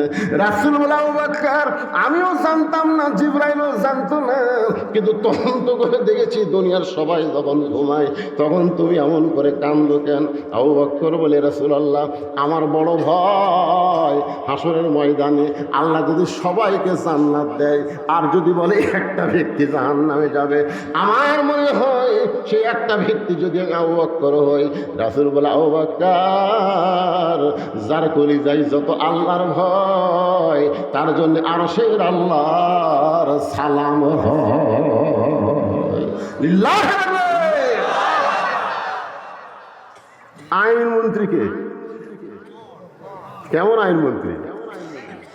এই কেমন আমাদের বাংলাদেশের আইনমন্ত্রী নাই? কথা কোন আছে না নাই? আর ওর আইনমন্ত্রী যে উমর সম্পর্কে রাসূল বলেছে, আমার পরে কেউ যদি নবী হতো লাউ কানা উমর, জোরে গান সুবহানাল্লাহ। অর্থমন্ত্রীর নাম কি? ওসমান গনি। জোরে বলেন নাম কি? ওসমান গনি। রাসূল ডাক দিলেন, ওসমান। সঙ্গে সঙ্গে ওসমান বলে, লব্বাইক রাসূলুল্লাহ। আল্লাহ নবী বলেন, ওসমান, তোমার এই ভাই, ভাই মনোযোগ দিয়ে শোনেন, তোমার এই ভাই আজকে 3 দিন হলে না খেয়ে আছে। কয় দিন? না খাওয়ার কারণে বেলাল আকামত দিচ্ছে, দাঁড়াবার পারতেছে না। আল্লাহ তোমাকে এত সম্পদ দান করছে, সেখান থেকে তোমার ভাইকে কি কিছু দেওয়া যায় না? রাসূল কিন্তু মারাত্মক কথা কইছে, আল্লাহ তোমাকে এত সম্পদ দান করছে। এই কথার দ্বারা রাসূল কি বুঝাইলেন? সম্পদের মালিককে। আরো জোরে বলেন। পকেটের টাকা আছে, ব্যাংকের টাকা আছে। হ্যাঁ, কি হুজুর, আমার ভবিষ্যতে কোনো চিন্তা নেই, আমার ব্যাংকে 20 লাখ টাকা আছে, খালি মরে দেখ চিন্তা আছে না নেই? তোর ভবিষ্যৎ কিরে পাগলা? ভবিষ্যৎ ব্যাংকের টাকা না, তোর ভবিষ্যৎ হলো মরা। মরে কোন কথা ঠিক কিনা? বাংলাদেশে এক বাপ মরে গেছে, ছেলে মেয়েরা টাকা নিয়ে ভাগ করতে করতে বাপ যে মরিছে ওরা কেয়ারি নেই। 48 ঘন্টা হয়ে গেছে, লাশ ফুলে উঠছে। পাশের লোকরা চিন্তা করে, এই বাড়ির মুরব্বী মরে গেল, তার দাফন কখন হবে, জানাজা কখন হবে, কোনো ঘোষণাই তো হলো না। ওরা বাড়ির মধ্যে ঢুকে দেখে, ওরা কে কোন ব্যাংকের টাকা নিবি, কে কোন বাসা নিবি, এই যে গন্ডগোল লাগছে। মশারির মধ্যে তাকে দেখে লাশ ফুলে পেট ফুলে উঠছে। তখন আশেপাশের লোকেরা পবিত্র করে পরিষ্কার করে ওকে কাপড় পরা জানাজা করে কবর দিছে, তাও বাচ্চা কাচ্চার হুঁশ হয়নি। এর ভবিষ্যৎ হলো টাকা যারা জমা করে থবে, তাদের ভবিষ্যৎ হলো সন্তানের মধ্যে গন্ডগোল লাগাই দিয়ে যাওয়া। তোর এখন কথা ঠিক, কথা কর না গায়ে। টাকার মালিককে, হ্যাঁ, রাসূল বলেন, ওসমান, আল্লাহ তোমাকে এত সম্পদের মালিক বানায় দিস, তোমার এই ভাই 3টা দিন হলে না খেয়ে আছে, তোমার ভাইকে তুমি কি কিছুই দিবার পারবা না? ওসমান গনি চোখের পানি বের করে কান্দের বলে, রাসূলুল্লাহ, আমার ভাই 3 দিন হলে না খেয়ে আছে, এইটা যদি আমি আগে জানতাম তাহলে নিজে না খাইয়া আমার ভাইয়ের বাড়িতে খাবার পৌঁছাইয়া দিতাম।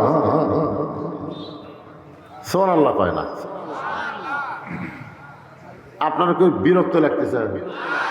এই বিরক্ত লাগে, ওটা ভাষা করেন কেন? ওটা ভাষা কি জন্য করেন বলেন? পেশাব লাগতেছে? আল্লাহর কোরআনের মহব্বতে কিছুটা সময় পেশাবকে কন্ট্রোল করেন, সারা জীবনের জন্য আল্লাহ পেশাব কন্ট্রোল করে দিবেন। কারণ এইটা তুইয়া মুইয়া কোনো কিতাব না ভাই, এই কিতাবে আল্লাহ বলেছেন, ওয়ানুনাজ্জিলু মিনাল কোরআন মা হুয়া শিফা। কোরআনকে ইজ্জত করো, পেশাব লাগার পরে ওঠো না, কোরআন নামক ঔষধ দিয়ে পেশাব জাতীয় তোমার সব ব্যারাম আল্লাহ ভালো করে দিবে। মা আচ্ছা আমার কাছে, হুজুর আমার বেটার বউ খালি কান্দে, দেখেন তো কোনো তাবিজ আছে কিনা। আমি কই কে রে, বেটার বউ কান্দে, কি তাবিজ দেবো?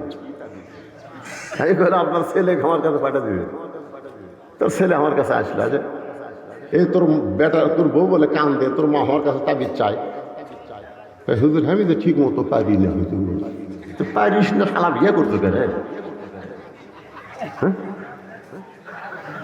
আজকে যারা পেশাব কন্ট্রোল করতে পারে না, কোরআনের মাহফিল থেকে একা ধারছে উঠে বসে আবার যায় আবার আসে, এরকে বউগুলা ওভার ডিউটি মারবি। জোরে কোন কথা ঠিক না? মরদ গুলো সব মরদ। সরকার দিকে 22 বছর বয়সের পর বিয়ে করো, একটার বউ থাকবি না, কারণ 22-এর আগে উনি সব শেষ করছে। এই যে রাস্তা ঘোরাঘুরি করতেছে, আর মরদ মরদ হলে রাস্তা ঘুরবি, খালি মিস কল মারতেছে। মিস কল মারা লাভ কি রে? সারা জীবন কাছে তুমি ছড়া আমার এক রাত মনে বছর গেল, তুমি আমার জীবন বিয়ে করে যে ঘরে থাকছে আর হয় না, আর হয় না কেন? কোরআনের মাহফিলের সাথে বেয়াদবি করেন না বাজান, বেয়াদবি করেন না। এটা এমন একটা কিতাব যে কোরআন সম্পর্কে আল্লাহ নিজেই বললেন, অনুনাজ্জিলু মিনাল কুরআনি মা হুয়া শিফাউ ওয়া রাহমাতুল লিল মুমিনিন।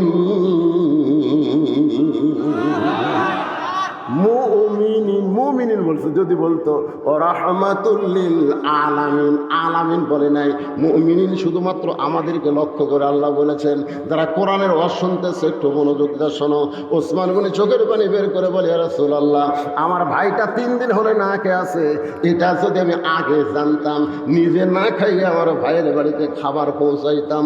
অর্থমন্ত্রী বলতেছে নিজে না খাইয়া আমার ভাইয়ের বাড়িতে খাবার পৌঁছাইতাম। আজকে যদি এমন অর্থমন্ত্রী বাংলাদেশে থাকতো, হঠাৎ পেঁয়াজের দাম 130 টাকা হইতো না। ধরে কোন কথা ঠিক না? আজকে এমন অর্থমন্ত্রী যদি 90% মুসলমানের দেশে থাকতো, তাহলে বাজার সিন্ডিকেটে ভরপুর হইতো না। আজকে গরিব মানুষরা বড় অসহায় হয়ে গেছে। এত বড় অসহায় গরিবরা, আমার এলাকার মানুষের মুখের দিকে তাকানো যায় না। এখনো বলেন তো, যে ওসমান গনি যে বলল আমার ভাই 3 দিন হলে না খেয়ে আছে, এটা আগে জানলে আমি নিজে না খাইয়া আমার ভাইয়ের বাড়িতে খাবার পৌঁছায় দিতাম। আপনি বলেন তো ওসমান গনি ঠিক কইছে না মিথ্যা কইছে? সবাই বলা রাখবে, ঠিক না মিথ্যা? কেমনে ঠিক? দেখেন একটা হাদিস শোনেন। নবীর কাছে এক সাহাবী এসে বলতেছে, ইয়া রাসূলুল্লাহ, হুজুর আমি ক্ষুধার জ্বালায় বড় কষ্টে আছি, ক্ষুধার জ্বালায় বড় কষ্টে আছি। সঙ্গে সঙ্গে নবী এরকম জুব্বা তুললেন। আমার দিকে দেখেন, এরকম জুব্বা তুলছে। সাহাবী তাকায় দেখে নবী ক্ষুধার জ্বালায় পেটে পাথর বাঁধে বসে আছে। সাহাবী কয়, কে রে, আমি তো আর কি ক্ষুধার্ত রে? নবী না আমার চাইতে বেশি ক্ষুধার্ত। হুজুর মাফ করে, বুঝতে পারি না হুজুর, আমি ক্ষুধা, কিন্তু পেটত এখনো পাথর বাঁধি না। আর আপনি পাথর বান্ধে বসে আছেন, আপনার কাছে চাওয়াটাই আমার ভুল হয়ে গেছে। এই বলে যখন সাহাবী যাচ্ছে, নবী ডাক দিয়ে বললেন, তুমি জানো আল্লাহ কোরআনে বলেছে আম্মা সাইলা ফালা তানহার, সাইলকারীকে ফিরানো যাবে না, এটা তুমি জানো? বলে, হে জানি। তা আমার কাছে তুমি চাইছো, আর তোমাকে কিছু না দিয়ে আমি ফেরত দিব? সাহাবী বলে, হুজুর আপনি কি দিবেন? আপনি তো না খেয়ে আছেন। আল্লাহ নবী ডাক দিলেন, আলী। আলী হচ্ছে কি মন্ত্রী? খাদ্যমন্ত্রী। এখনই ভুলে গেলে হবি করে, ইসলামের গোড়া যদি ভুলে যান ইসলাম বুঝবেন কি? হযরত আলী হলেন শিক্ষামন্ত্রী। জোরে কান, কি মন্ত্রী? আলী। প্রেসিডেন্ট ডাকতেছে, লব্বাইক ইয়া রাসূলুল্লাহ। এই তোর এই ভাই আস 2-3 দিন না খেয়ে আসে। আলী বলতেছে, হুজুর কয়দিন ধরে খাইনি? 2 দিন। দেখেন,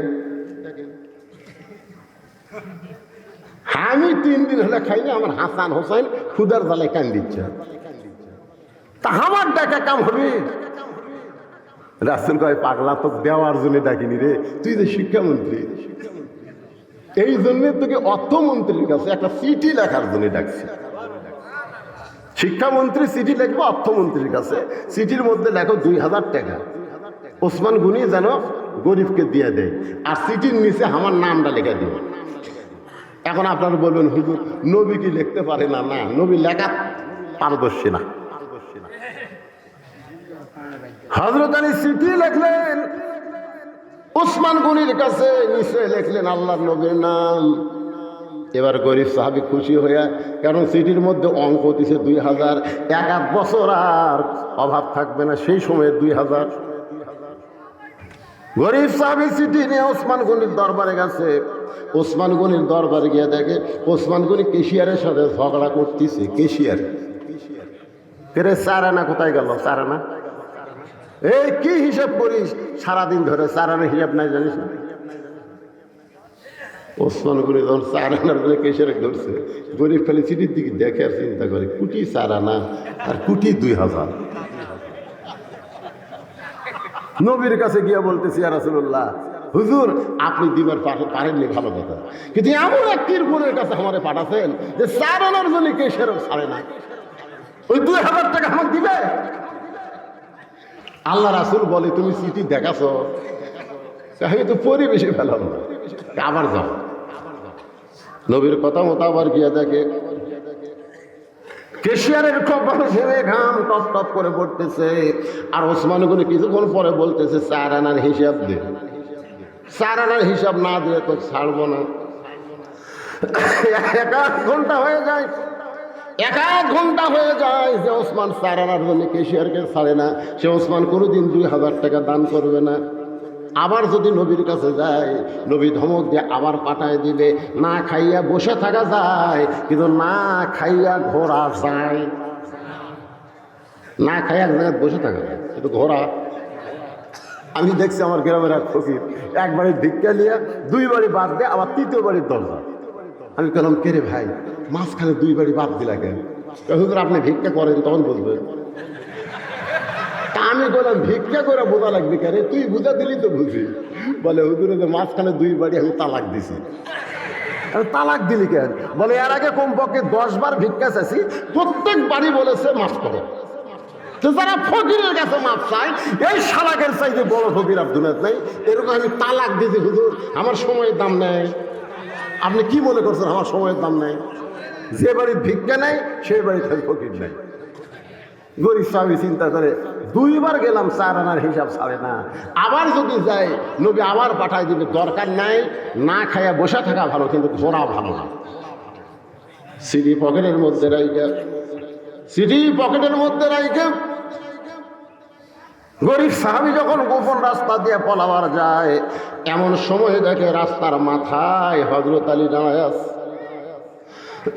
শিক্ষামন্ত্রী হযরত আলী রাস্তার মাথায় এভাবে জোড়হাত করে বলতেছে, ভাইজান তোমার যে চিঠি লিখে দিলাম তার বিনিময় হিসাবে 2টা টাকা কি আমাকে দেওয়া যায় না? তোমার কাছে ভিক্ষা চাচ্ছি না, দান চাচ্ছি না, আমি শিক্ষামন্ত্রী হয়ে যে তোমার চিঠি লিখে দিলাম, এর বিনিময়ে কি 2টা দিরহাম আমাকে দিবা না? আমার হাসান হোসাইন বড় না খেয়ে কাঁদতেছে, ভাই রে 2টা টাকা দাও, এই 2 টাকার বিনিময়ে হাসান হোসাইনকে আমি একটু খাওয়ার চাই। গরিব কান্দে। আলী বলে কান্দো কেন? বলে আপনি শিক্ষামন্ত্রী হয়ে আপনার সন্তানরা না খেয়ে আছে, কিন্তু আপনি দেখেন এই চিঠিখানা আমার পকেটের মধ্যে, এখন পর্যন্ত এই চিঠি ওসমানের কাছে আমি দিবার পারি নাই। আলী বলতেছে কারণ কি? বলে 2 বার গেছি, কেশিয়ারের সঙ্গে ঝগড়া করতেছে 4 আনার হিসাব দেয়। যেই বেটা 4 আনার হিসাব ছাড়ে না, সেই বেটা কোনোদিন গরিবকে 2000 টাকা দেবে না। আলী ধমক দিয়ে বলে পাগল, এই চিঠি আল্লাহ রাসূল লিখেছে, আলী লিখেছে তা কিন্তু না। কারণ নবী যা কিছু করে নিজেই করে না, নবী করে আমার আল্লাহর ইশারা। মায়ান্তিকু পড়েন, মায়ান্তিকু আনিল হাওয়া ইন হুয়া ইল্লা ওয়াহয়ুন ইউহা। যা আবার যা। হযরত আলীর ধমকে গেছে, যা দেখে ওসমান গনি আর কেশিয়ার দুইজন আল্লাহর শুকরিয়া আদায় করতেছে। আলহামদুলিল্লাহ আলহামদুলিল্লাহ, 4 আনার হিসাব মিলে গেছে। জোরে কান সুবহানাল্লাহ।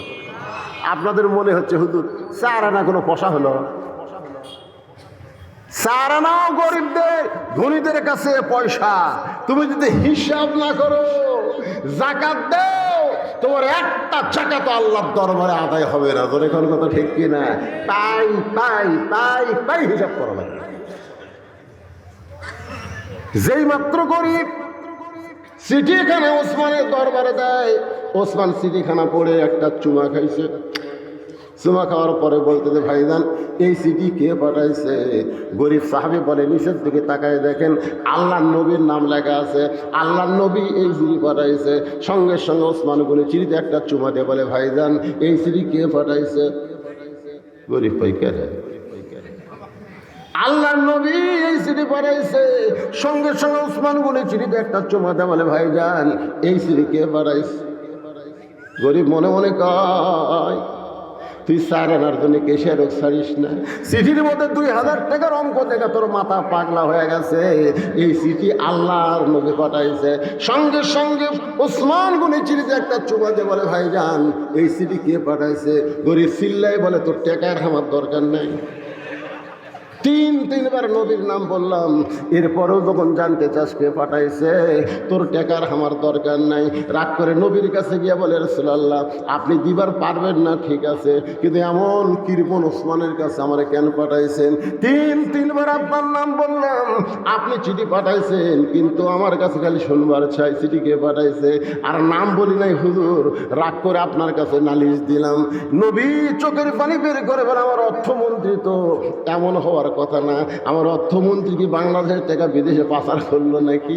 অর্থমন্ত্রী কেন এমন করে ফেরত দিল? আমার অর্থমন্ত্রী এমন হওয়ার কথা না। এই কথা নবী যখন চিন্তা করে, এমন সময় দরজায় তাকায় দেখে অর্থমন্ত্রী ওসমান 1 বস্তা টাকা মাথায় নিয়ে দাঁড়ায় আছে। নবী বলে, বাবা ওসমান, তোমার ভাইকে 2000 টাকা দান করার কথা বলেছি, কিন্তু 2000 টাকা না দিয়ে 1 বস্তা টাকা কেন নিয়ে আসছে? ওসমান গনি কান্দার বলে, রাসূলুল্লাহ প্রথম চিঠি পাওয়ার কারণে আমার ভাইকে আমি 2000 টাকা দেওয়ার নিয়ত করেছি, আর বারবার নিয়ত করেছি যতবার আপনার পবিত্র নাম বলবে প্রত্যেকবার 2000 করে টাকা পাঠায় দিব। এ পর্যন্ত 3বার আপনার নাম বলেছে। এই 3বার নাম বলার কারণে 6000, আর চিঠির কারণে 2000, এই 8000 টাকার বস্তা আপনার হাতে দিলাম। আপনার পবিত্র হাত দিয়া আমার গরিব ভাইকে দিয়া সাহাবীও কান্দে, নবীও কান্দে। আল্লাহ ওসমানকে কি দিব? আল্লাহ বলে কোনো কিছুই দেওয়া লাগবে না, জ্ঞানী ডিগ্রি দিয়া ওসমানকে আপনার অর্থমন্ত্রীর দায়িত্ব দিয়া দেন। জোরে কন্যা সুবহানাল্লাহ। সে ওসমানকে নবী বলতেছে, ওসমান আল্লাহ তোমাকে এত সম্পদ দান করেছে, তোমার গরিব ভাইটা না খেয়ে বসে আছে, তুমি কি তাকে খাবার দিবার পারো না? ওসমান বলে চোখের পানি বের করে বলে, হুজুর আমার ভাই 3 দিন হলে না খেয়ে আছে, এটা যদি আমি আগে জানতাম নিজে না খাইয়া আমার ভাইয়ের বাড়িতে খাবার পৌঁছাইতাম। সঙ্গে সঙ্গে নবী মুস্কি হাসিয়ে বললেন, রে গরিব সাহাবী, আজকের মতো তুমি বসে বসে নামাজ পড়ো, নামাজ শেষ হয়ে গেলে তুমি ওসমানের কাছে যাবে, ওসমান এমন দেওয়া দিবে তোমার আর কোনোদিন না খায়া থাকা লাগবে না। সুবহানাল্লাহ। আল্লাহ ধন ওসমানকে দিয়া আল্লাহ গেছে খালি হইয়া, আল্লাহর ধন ওসমানে দিয়ে আল্লাহ কাছে খালি হইয়া, কেউ কোনদিন ফিরবে না রে ওসমানেরই দরবারে। যদি এই কথা কয় সওয়াব হবে না পাপ হবে? আরো জোরে গান কি হবে? নবী বলতেছেন নামাজ শেষ হলে ওসমানের কাছে যাও, ওসমান এমন দেওয়া দিবে তোমার আর না খেয়ে থাকা লাগবে না। ওই দুর্বল সাহাবী ছোট বাচ্চার মতন কান্দে। রাসূল বলে কান্দো কেন? নামাজ শেষ হলে ওসমানের কাছে যাবে, কান্দো কেন?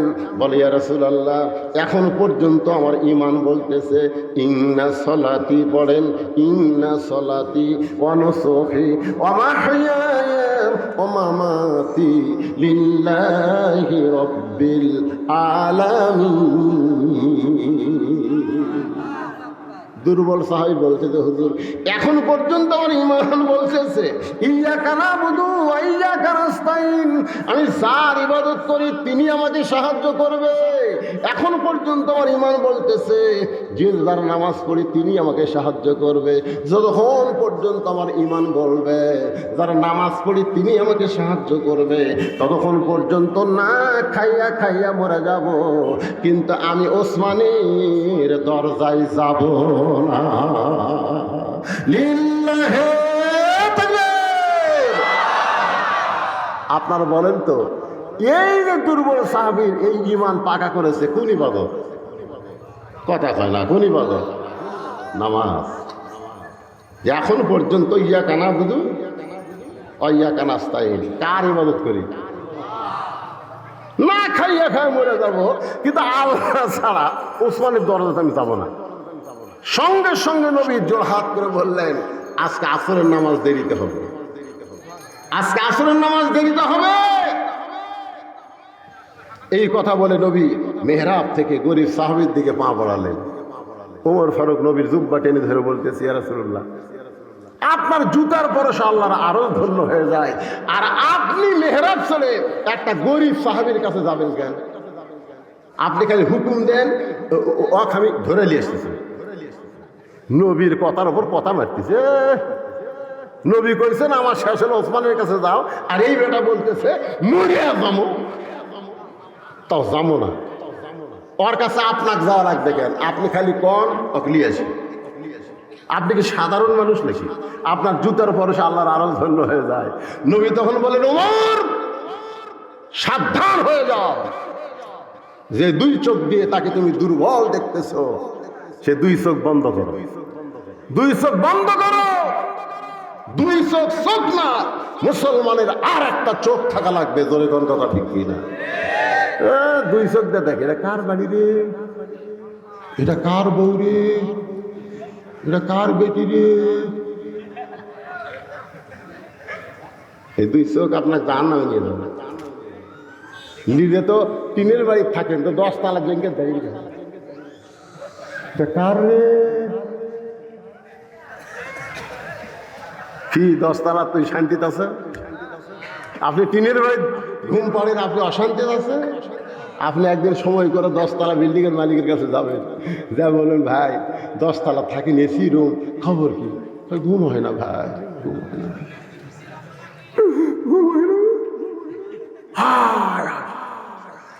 ঘুম হয় না কেন?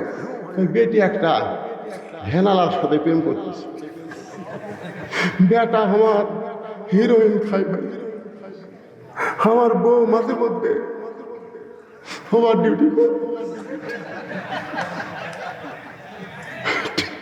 গাড়ি থেকে মরত বেটার দিকে তাকালি বেটা বসে, বেটির দিকে তাকালি বেটি ঘরের মধ্যে যায়, আর বউ খালি চা করি দেয়। আর 10 তালা থাকে লাভ কি? 3 তালা ঘরের মধ্যে আগে গেটের চাবি লাগাচ্ছে, শোনেন গেটের চাবি লেগে টানতেছে, জাপানি তালা ঠিক মতো লাগছে কিনা, আবার দেয় 3 তালা ঘরও আবার শীতকানি দিয়ে, তারপরে ঘুমের বড়ি খাইয়াই ঘুম আসবে। আল্লাহুম্মা বিসমিকা বলতি ওপর তালার এক ইন্দুর বিড়াল নিচ তালা ইন্দুর ধরা ধরে লাফ মারছে, যেই লাফ করে বউরা কি হয়েছে, এ চোরাইছে রে, চোরাইছে চোরাইছে, নিচে তাকা দেখে বিলে ইন্দুর খাচ্ছে।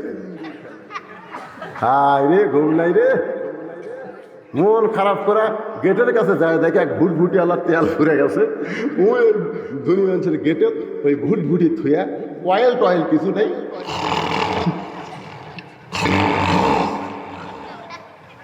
আস্তে করে গেট খুলে ভুটভুটি মাথার হাত দিয়ে বলতে দেখে ভাই তুই তো জান্নাত রে, আর আমি জাহান্নাম।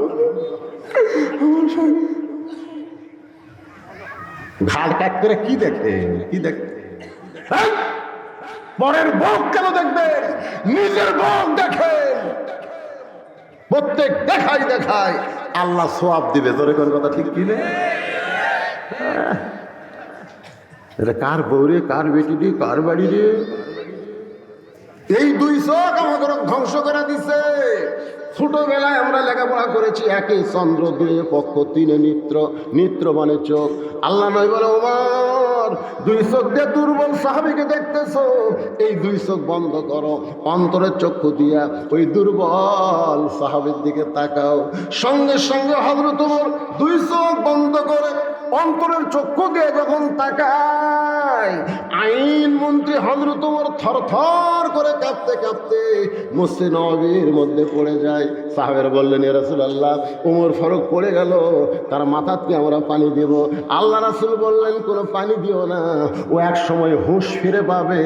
চোখ বন্ধ করলে কি দেখলো আমরা সবাই ওমরের কাছে শুনতে চাই। সুবহানাল্লাহ বল না কেন? আল্লাহ রাসূল বলছেন, চোখ বন্ধ করো, দেখো যার কাছে আমি যাচ্ছি, তুমি আমার দুব্বা টানা ধরছো, তাকায় দেখো। ওমর ফারুক চোখ বন্ধ করে দেখে থর থর করে কাঁপতে কাঁপতে পড়ে গেছে। সাহাবীরা বলে, হুজুর ওমরের মাথাতে পানি দিব? রাসূল বলে, পানি দিও না, ও এক সময় হুঁশ ফিরে পাবে, ওর কাছে আমরা জানতে চাই চোখ বন্ধ করে দেখলো কি, যেইটা দেখার পরে আর স্থির থাকতে পারলো না। সাহাবেরা বললেন, হুজুর তাহলে উমরের হুঁশ ফিরে আসুক, আমরা শুনবার চাই। উমর ফারুক কি দেখলেন? আজকে বাংলার মুসলমান, আমাদের সেই দেখার দরকার আছে না নাই? কারা কারা দেখবেন আল্লাহকে একটু হাত দেখান তো দেখি। লিল্লাহে তাকবীর। ওই যে সবুজ, ওই যে সবুজ দেখেন, হাত তুলছে, খাড়াই আছে কেন? হাত তুললে কি হয়? ওই কি অন্য জাতের নাকি রে? আচ্ছা ঠিক আছে, ঠিক আছে। ওই বলে গুল খায়, খায় গুলি খায়। কি ভাই মন খারাপ করতেছে? উমরের মতো আইন মন্ত্রী রে, যে আইন মন্ত্রী কেমন মসজিদ নববীতে একদিন খুতবা দিচ্ছে। শোনেন সামান্য একটা হিস্ট্রি করুন। কয়টা বাজলো? বিরক্ত হচ্ছেন নাকি আপনারা? না আসলে আপনাদের বসাটা আমার খুব ভালো লাগতেছে। মসজিদকে কেন্দ্র করে, মসজিদকে সামনে নিয়েই কিন্তু কথা বলতেছি। জোরে কোন কথা ঠিক কিনা? তো এখন মসজিদের মেম্বারে দাঁড়িয়ে হযরত ওমর খুতবা দিচ্ছে। জোরে কোন কি দিচ্ছে? আমি কার কথা বলতেছি? আইন মন্ত্রী। জোরে কোন কি মন্ত্রী? মাঝখান থেকে এক সাহাবী দাঁড়িয়ে বলতেছে, ইয়া আমিরুল মুমিনিন। তখন তিনি মদিনার খলিফা। শুধু মদিনার খলিফা নয়, বাংলাদেশের মতন ৯৬টা দেশের খলিফা। এক সময় ছিলেন আইনমন্ত্রী, এখন হয়ে গেছে অর্ধ পৃথিবীর খলিফা। আইনমন্ত্রী কাক কয়? ভিতরে আইন ডাকি সেটা বলার জন্য। হুজুর আপনার খুতবা আমরা শুনবো না। ওমর ফারুক বললেন, আমার দোষ কি? বলে, দোষ হলো আমাদেরকে খাটো পাঞ্জাবি দিয়ে আপনি লম্বা জুব্বা পরে খুতবা করেন। যতক্ষণ পর্যন্ত লম্বা জুব্বার কাহিনী না বলবেন আমরা খুতবা শুনবো না। ওটা কি এমপি?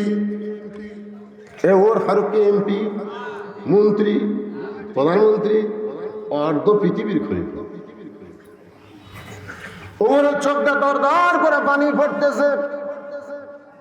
এমন সময় আব্দুল্লাহ ইবনে ওমর বাবার পাশে দাঁড়ায় বলতেছে, রে নবীর সাহাবীরা, খাটো পাঞ্জাবি হলেও তো তোমরা নতুন কাপড় পরেছ, আমার দিকে তাকায় দেখো, আমার পরনে নতুন কোনো কাপড় নেই। সমস্ত সাহেবুল আব্দুল্লাহ, আজকে জুমার দিনে নতুন কাপড় না পরে তুমি পুরাতন কাপড় পরলা কেন? আব্দুল্লাহ বলতেছে, এই ব্যক্তির লম্বা জুব্বা বানানোর কারণে আমার নতুন কাপড় পরা হইল না। আমার কাপড়টা আমার বাবাকে গভীর রাত্রে দান করেছি, বাবা তার কাপড় আমার কাপড় একত্র করে আজকে লম্বা জুব্বা পরে খুতবা দেয়। এখন বলো বাবার খুতবা শোনা যাবে কিনা? সমস্ত মুসলমান চিল্লায় বলে, আল্লাহর কোরআন দিয়ে যখন রাষ্ট্র চলবে, কোরআনের যখন বিজয় হবে, তখন এমন নেতাই মুসলমান দেখতে পাবে। সে হযরত ওমর থরথর করে কাঁপতে কাঁপতে পড়ে গেছে। সাহাবীরা বললেন, ইয়া রাসূলুল্লাহ, ওমরের মাথাতে আমরা পানি দিয়ে হুঁশ ফিরাবো। রাসূল বললেন, পানি দিও না, ও এক সময় হুঁশ ফিরে পাবে। কি দেখে পড়ে গেল ওমর, আমাদের সবাইকে জানতে হবে। আমরা সবাই জানবো না? আল্লাহর কোরআন থেকে আমরা জানবো। এই জানার আগ দিয়ে এই মসজিদের পেশাবখানার জন্য, পেশাবখানা ওযুখানার জন্য আপনাকেও কিছু দেওয়া লাগবে। এই ছেলেরা মাহফিল করতেছে, হুজুর আমাকে মাহফিলের জন্য কোনো টাকার দরকার নাই, আল্লাহর ঘরের জন্য কিছু টাকা আপনি আদায় করবেন। এখানে আমি 10 জন আল্লাহর বান্দা চাই, 10টা আল্লাহর পাগল আশারে মুবাশশারা 10 জন সাহাবীর সঙ্গে জান্নাতে যাওয়ার জন্য 5টা করে 1000 টাকা দিবেন। 5000। এমন কোন আল্লাহর পাগল আছে হুজুর, আমি আল্লাহর ঘরের ওযুখানার জন্য, যে ওযু না করলে নামাজই হবি না, সে ওযুখানার জন্য আমি 5টা 1000 টাকা আল্লাহর রাস্তায় দান করলাম। 5000 টাকা এতগুলো মানুষের মধ্যে, হ্যাঁ? আপনি 5000 দিলে হবে, ঠিক আছে, আপনি একটু বাড়ান। আচ্ছা, 5000 নিয়ে যাচ্ছে। লিল্লাহি তাকবীর। আজকের মাহফিলের সভাপতি সাহেব 5000 টাকা ধরে বলেন মারহাবা দেন। হাসেন সাথে সাথে নেওয়া ভালো লাগে।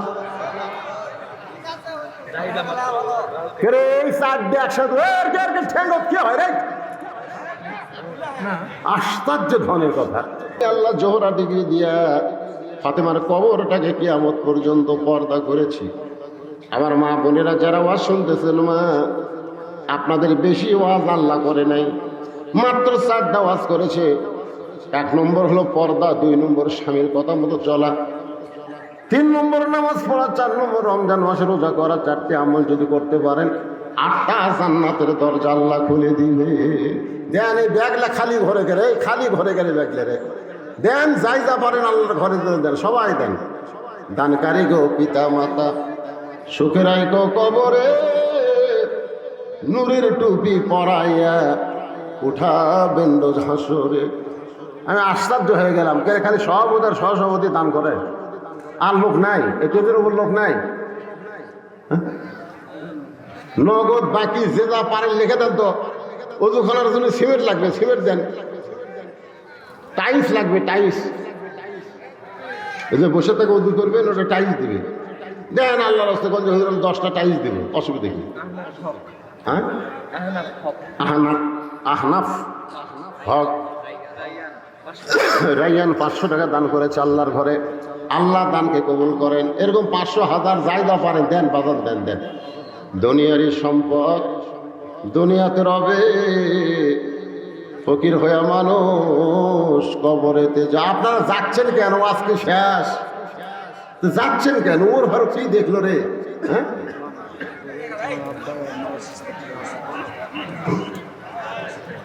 জানি কি কথা। আব্বা আম্মা অসুস্থ, সুস্থতার জন্য আল্লাহর ঘরে 500 টাকা দান করেছে। আল্লাহ বাপ মাকে পুরোপুরি সুস্থতা দান করেন, আল্লাহুম্মা আমিন। এই ব্যাগ যে আদায় করছেন সব টেজের উপর জমা দেন, সব ব্যাগের টাকা এক ব্যাগে করে নিয়ে আসেন, সব নিয়ে আসেন। আর যারা পিছনে আসছেন আপনার জায়গা বদল করে সামনে আসেন। এক জায়গা আপনার জান্নাতের সাক্ষী হচ্ছে, আর এক জায়গা জান্নাতের সাক্ষী হবে। আসেন আসেন আসেন। যারা গেছে চলে গেছে, অসুবিধা কি? আদায় শুরু করলে অনেক লোক বিদায় নেয়, মনে করে ওয়াজ আর হয় না, আদায় করতেছে, আরও ওয়াজ হবে। আমি ওয়াজ শেষ করে তারপর যাবো। আসেন সবাই সামনে আসেন, যারা গেছে গেছে। সিটা পাতান একসঙ্গে সবসময় থাকে না ভাই রে, সিটা পাতান বহুদিন একসঙ্গে থাকে, কিন্তু বাতাস দেওয়ার সাথে সিটা পাতানগুলো উড়ে যায়। আদায়টা হলো বাতাসের মতন, যে আদায় শুরু করে সিটা পাতান সজীব নামে এক ছেলে 5 বস্তা সিমেন্ট। সজীব নামে আল্লাহ তোমার একজন বান্দা 5 বস্তা সিমেন্ট আল্লাহর ঘরে করছে দান। আল্লাহ সজীবের দানকে আল্লাহ আপনি কবুল করেন। আল্লাহ নেকাশা করা, আল্লাহুম্মা আমিন। বাবজান কি দিলেন? 200 টাকা, মাশাআল্লাহ। আল্লাহ জি, তোমার এক বান্দা 200 টাকা নগদ করছে দান। আল্লাহ দানকে কবুল করে জান্নাত ঘরের মালিক বানায় দেন, আল্লাহুম্মা আমিন। জায়েদ মিয়া বাপ মার জন্য 1 বস্তা সিমেন্ট করবে দান। আল্লাহ বাপ মার কবর জান্নাতের টুকরা বানিয়ে দেন, আল্লাহুম্মা আমিন।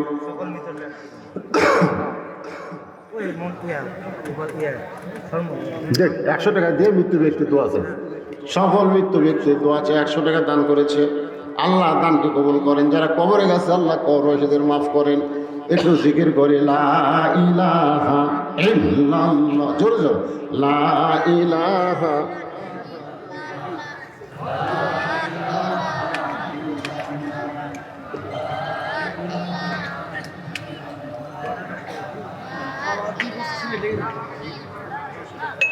লা ইলাহা ইল্লাল্লাহ। 500 টাকা জৈন দেবী চক গোবিন্দ। মাশাআল্লাহ, চক গোবিন্দর একজন মা জয়নাব বিবি 500 টাকা দান করেছে। আল্লাহ নবীর একটা মেয়ের নাম ছিল জয়নাব, আবার নবীর একটা বিবির নামও ছিল জয়নাব, খুব সুন্দর নাম। এই দান করার কারণে আল্লাহ জান্নাতের মালিক বানান। 1 বস্তা সিমেন্ট দিবেন, কি নাম? মিলন। আল্লাহ তোমার ঘরে 2 বস্তা সিমেন্ট করবে দান। আল্লাহ মিলনের দানকে আল্লাহ আপনি কবুল করেন। আল্লাহুম্মা আমিন, আল্লাহুম্মা আমিন। কবুল করো, কবুল করো। মোদের কামনা দানকারকে দিবেন জান্নাত, আল্লাহ নিরাশ করবেন। আপনারা এত সুন্দর মসজিদ করছেন, মসজিদের ওযুখানা আছে? হ্যাঁ, পেশাবখানাও ঠিক মতো নাই। তাহলে এইগুলা করার জন্য মসজিদের লোকেরাই তো দিবি রে। আপনারা যারা মসজিদ করেছেন এত সুন্দর, তারা এটা করতে পারবেন না? নিশ্চয়ই পারবেন। এই দে এরকম দেন। রবিউল ইসলাম 2 বস্তা সিমেন্ট করবে দান। আল্লাহ রবিউলের দানকে আল্লাহ আপনি কবুল করেন। আল্লাহ নেক নিয়ত নেক আশা পুরা করেন। আল্লাহুম্মা আমিন। কিছুক্ষণ পরে হুজুর উমরের হুঁশ ফিরে গেছে, নিজে হুঁশ ফিরে গেছে। সুবহানাল্লাহ। সাহাবীরা সবাই অপেক্ষা করতেছে উমর কি বলে। রাসূল বলে, উমর চোখ বন্ধ করে দুর্বল সাহাবীর দিকে তুমি কি দেখলে? যেটা দেখার সঙ্গে সঙ্গে তুমি কাঁদতে কাঁদতে পড়ে গেলে। সুবহানাল্লাহ, সুবহানাল্লাহ। কি দেখলে উমর? শারমিন একজন মা আমার 500 টাকা দান করছে। আল্লাহ শারমিনের দানকে আল্লাহ আপনি কবুল করেন। আল্লাহুম্মা আমিন। মায়েরা, আপনাদের ওয়াজ বেশি না, মা খালি পর্দার মধ্যে থাকবেন। আপনার পেটের ভিতর থেকে যে সন্তানটা আসবে সে আল্লাহর ওলি হয়ে যাবে। মোবারক সাহেব 4 বস্তা সিমেন্ট। তো মোবারক আর 1 বস্তা দিলে তো 5 বস্তা হয়, 5 ওয়াক্ত নামাজ।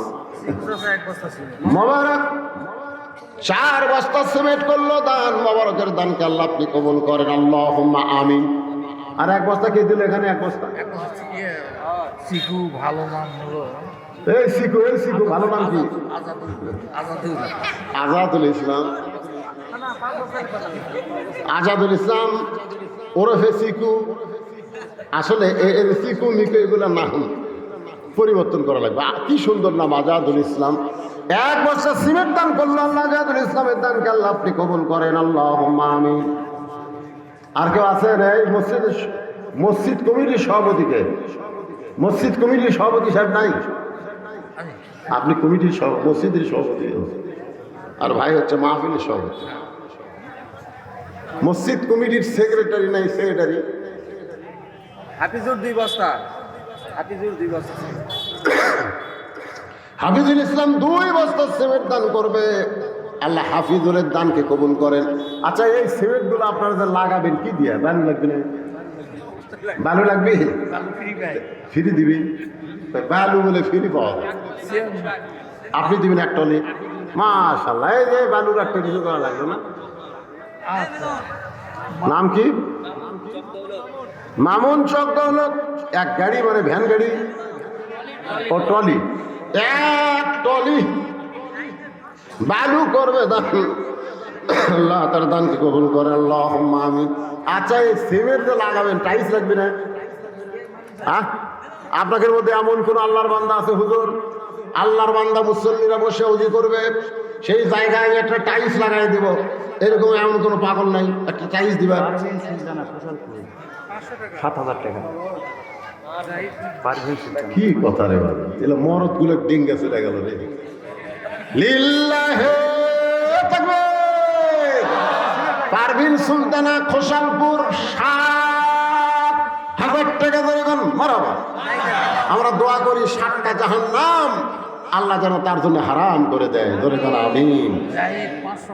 জাহিদ 500 টাকা দান করেছে আল্লাহ। জাহিদের দানকে আল্লাহ আপনি কবুল করেন, আল্লাহুম্মা আমিন। বাড়ি চিনেন আপনি? নাম কি? মাইনুল ইসলাম। আইনুল, দেখেন আপনি চিনেন বলে নামই কবেন। আইনুল ইসলাম 2 বস্তা সিমেন্ট দান করবে। আইনুলের দানকে আল্লাহ আপনি কবুল করেন, আল্লাহুম্মা আমিন। বারেক চৌধুরী 1 বস্তা সিমেন্ট করবে দান, আল্লাহ তার দান কবুল করেন, আল্লাহুম্মা আমিন। কবুল করো মোদের কামনা। দানকারীকে দিবেন জান্নাত, আল্লাহ নিরাশ করবেন না। দেলু চাচা 1 বস্তা সিমেন্ট করবে দান, আল্লাহ দেলু চাচার দানকে আল্লাহ আপনি কবুল করেন, আল্লাহুম্মা আমিন। ভাই আমি আপনার অনুরোধ করতেছি, আপনারা সিমেন্ট কিনে যেন মসজিদে নিয়ে আসেন না। সিমেন্টের যে টাকা হবে সেই টাকা মসজিদ কমিটি দিবেন। আমার কথাটা বুঝতে পারলেন? আপনি 1 নিয়ে আসলেন 1 সিমেন্ট, আর একজন আর 1 সিমেন্ট নিয়ে আসলো, 1 কোম্পানির হলো না 2 কোম্পানির হলো, তখন কিন্তু ফেটে দেবে, ওই টাকা কিন্তু ফেটে দেবে। এই জন্য একই কোম্পানির সিমেন্ট হওয়া লাগবে। এই জন্য আপনার সিমেন্ট না দিয়ে সিমেন্টের বদলে 550 করে টাকা দেবেন। 1 বস্তা সমান 550 টাকা হবে না? মাশাআল্লাহ। মহিলাদের একটু ওয়াজ কর, নামাজই পড়া পারে না মসজিদে, তারপরেও যে দান করতেছে। আমার মায়েরা পর্দার অন্তরাল যারা আছে, ও মা, আপনাদের জান্নাতি নারীদের নেত্রী হবে ফাতেমা। সেই ফাতেমা পর্দা নিশি তার আমল করবেন, ফাতেমার সঙ্গে আল্লাহ জান্নাত দিয়ে দিবে। মেয়েদের 1 নম্বর আমল হলো পর্দা, 2 নম্বর আমল হলো স্বামীর কথা মতো চলা, 3 নম্বর আমল হলো নামাজ, 4 নম্বর হলো রমজান মাসে রোজা। অনেকে বলবো হুজুর নামাজের আগে পর্দার কথা কেন বললেন? আসলে পর্দা যদি না থাকে একটা মেয়ের নামাজ হবে না। নামাজ পড়তে গেলে ঘরের মধ্যে যেমন পর্দা করে বাহিরেও তেমন পর্দা করা লাগবে। কি চক গোলাম জাহাঙ্গীর 2 বস্তা সিমেন্ট করবে দান, আল্লাহ দানকে কবুল করেন। ওমর ফারুক বললেন, রে নবীর সাহাবীরা শোনো, আল্লাহ নবীকে সামনে, এই কথাটা গুরুত্বপূর্ণ, শেষ কথা শোনো, আল্লাহ নবীকে সামনে নিয়ে বলতেছি, আমি এই 2 চোখ দিয়ে শুধু দুর্বল সাহাবীকে দেখছিলাম যে 3 দিন না খাওয়ার কারণে দাঁড়াবার পারে নাই।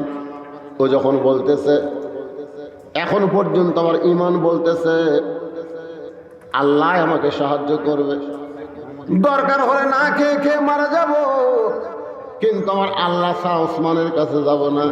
এই কথাটা আমার কাছে খারাপ লাগছে, কারণ নবী বলতেছে ওসমানের কাছে যাও, আর ওই বেটা বলতেছে আমি যাব না। তাহলে নবীর কথার সাথে সাহাবীর কথার মিল পড়ল না। কথাটা কি বুঝলেন?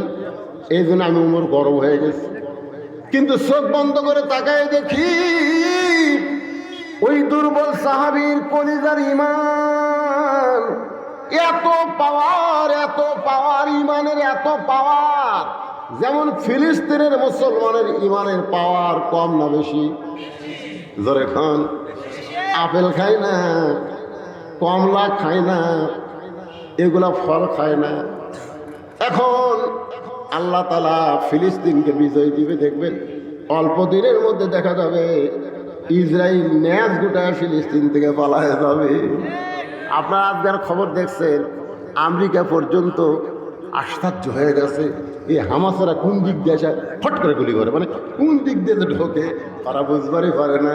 আল্লাহর মার দুনিয়ার বার করে কেরামত, যেরকম ঠিক মার খাবুরে, তবে মুসলমানের রক্ত যাবে। আতোয়ার হোসেন বাপমার দোয়ার জন্য 1000 টাকা দান করেছে আল্লাহ। আতোয়ারের দানকে আল্লাহ আপনি কবুল করেন। হাকিম 2 বস্তা সিমেন্ট দান করেছে আল্লাহ, হাকিমের দানকে আল্লাহ কবুল করেন। জিয়া 500 টাকা দান করেছে আল্লাহ, জিয়ার দানকে কবুল করেন। মামুন 1000 টাকা দান করেছে আল্লাহ, মামুনের দানকে আল্লাহ আপনি কবুল করেন, আল্লাহুম্মা আমিন। ওমর ফারুক বললেন, ওই দুর্বল সাহাবীর ঈমানটা এত পাওয়ারফুল, এত আলো যদি আসমানে লটকানো হয়, আমি উমর বলতেছি সূর্যের আলোর চাইতে ওই দুর্বল সাহাবীর ইমানের আলো অনেক বেশি হবে। মোনাজাতের আগ দিয়ে আমার সঙ্গে যারা পারেন তারা গুনগুন করে গাবেন, আর যারা পারেন না তারা চুপ করে শুনবেন। ইমানের দাবি যদি কুরবানি হয়, সেই দাবি ঘরে বসে থাকা না।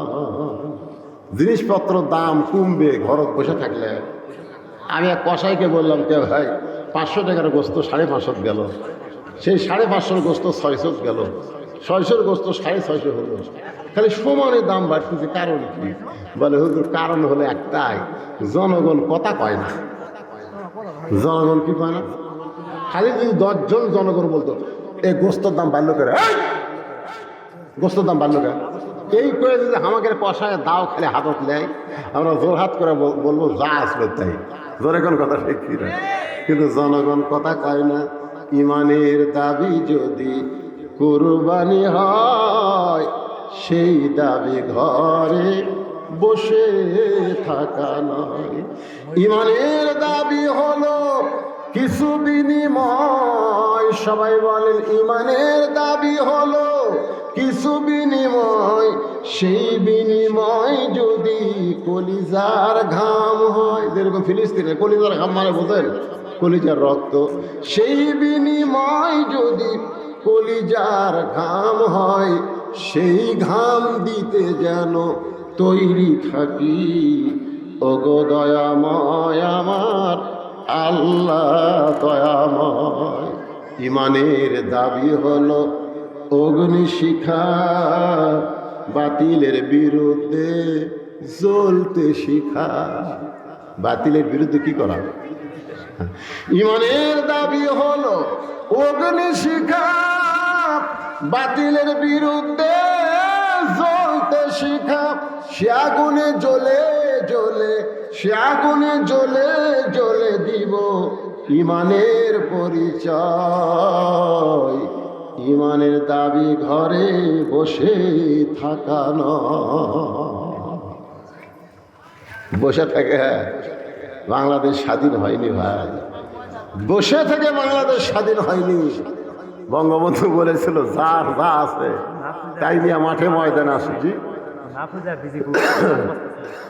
মাহফুজ একজন মা আমার বিজিপুর থেকে 5 বস্তা সিমেন্ট আল্লাহর ঘরে দান করেছে। আল্লাহ তার দানকে কবুল করুক। সকলে বল আল্লাহুম্মা আমিন। হ্যাঁ, মেয়েরা দিচ্ছে তো, আবার দিবে কি, অনেক দিচ্ছে আলহামদুলিল্লাহ। এখন রাত 12টা পার হয়ে গেছে। ইস্তেগফার পড়ে আস্তাগফিরুল্লাহ রব্বি মিন কুল্লি জামবি ওয়া তুবু ইলাইহি, আস্তাগফিরুল্লাহ রব্বি মিন কুল্লি জামবি ওয়া তুবু। দুনিয়ার যত বড় বড় কাম প্রকাশ্যে দানে হয়নি, যত বড় বড় কাজ হয়েছে গোপন দানে। ধরে কোন কথা ঠিক ঠিক আপনারা বুঝবারই পারবেন না। এমন একজন লোক আছে যে আপনাকে মসজিদের অজুখানায় একলাই বানায় দিবে। নাই? নাই? আর্টিকেল 500 টাকা দান করবে, আল্লাহ কবুল করে। আপনাকে একটা মসজিদের খবর দেই, নাম হলো বগুড়া মাঠডালি। নাম শুনছেন? এই মাঠডালির নাম শুনছেন? ওরই পাশে একটা চাটাইয়ের মসজিদ আছিল। তো ঢাকা থেকে একজন ব্যবসায়ী গেছিল দিনাজপুর একটা ব্যবসা উদ্বোধন করার জন্য। তো আসার সময় খুব পরেশগার নামাজ দিল। তো মাঠডালির ওখানে ওনার আসরের নামাজের টাইম হয়েছে। তো এখন লোকজনকে বলছে ভাই এখানে নামাজ পড়ার মসজিদ আছে? তো বলে ওই ওখানে একটা আছে।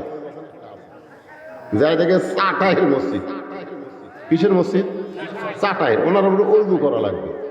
অজু করবার গিয়ে দেখি যে টিউবওয়েল আর নিচে শ্যাওলা ধরেছে, শ্যাওলা। তো আর ড্রাইভারকে বলছে তুই একটু ঝোঁকা আর আমি উজু করি। তো ওই ঝোঁকাবার কাছে কিন্তু পানি ওঠে না। ধরে কারণ কেউ ওঠে না, পানি ওঠে না। পানি দিয়া তারপরে পানি তুলেছে, পানি খালি রক্তের মতো লাল, ওই আয়রন। তো যাই হোক পানি পরিষ্কার করে বার করে যেই উজু করেছে করে জাবাল নিতে হচ্ছে শ্যাওলা, ওই শ্যাওলার ওপর স্লিপ কাটছে, ওটাই ধনী লোকটা পড়েছে। পুরা মাঝাত লাগিয়েছিল। ওই লাগার পরে ওই চাটার ঘরের যে নামাজ পড়ছে, নামাজ পড়ে কমিটির লোক ডাকছে, কে ভাই এই মসজিদ কে বানাতে রে? তো ওরা তো সব আছে। উনি আবার প্যারাডো গাড়ির থেকে নামিয়ে যায়, প্যারাডো 3-4 কোটি টাকা দাম।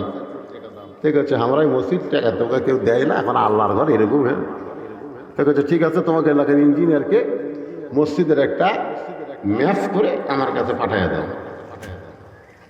এই মসজিদের ম্যাপ করে পাঠিয়ে দিয়েছে, প্রায় 6 থেকে 7 কোটি টাকা খরচ করে ওখানে 6 মাসের মধ্যে মসজিদ হয়ে গেল। ওই পিছলা পড়াতে একটা মসজিদ হয়ে গেল। এটি ওযু করবেন ভাই, একবার পিছলা পড়বে ভাই, আর যদি টাকা থাকে ওই একলাই ওযু করে মানে দিবি। জোরে করে কথা ঠিক ছিল। আপনারা কি মনে করতেছেন মসজিদের কাম কোনোদিন বাকি থাকে? তারপরেও ছেলেরা বড় কষ্ট করে মাহফিল করে একটা দানের আদায়ের একটা অজুহাত সৃষ্টি করলো। ইনশাল্লাহ ইনশাল্লাহ মসজিদ হবে। কি ভাই, হবে না? অজুখানা হবে না? হবে না ভাই? মাশাআল্লাহ। কেবা তোমরা কি কো হবে না? হবে ইনশাল্লাহ।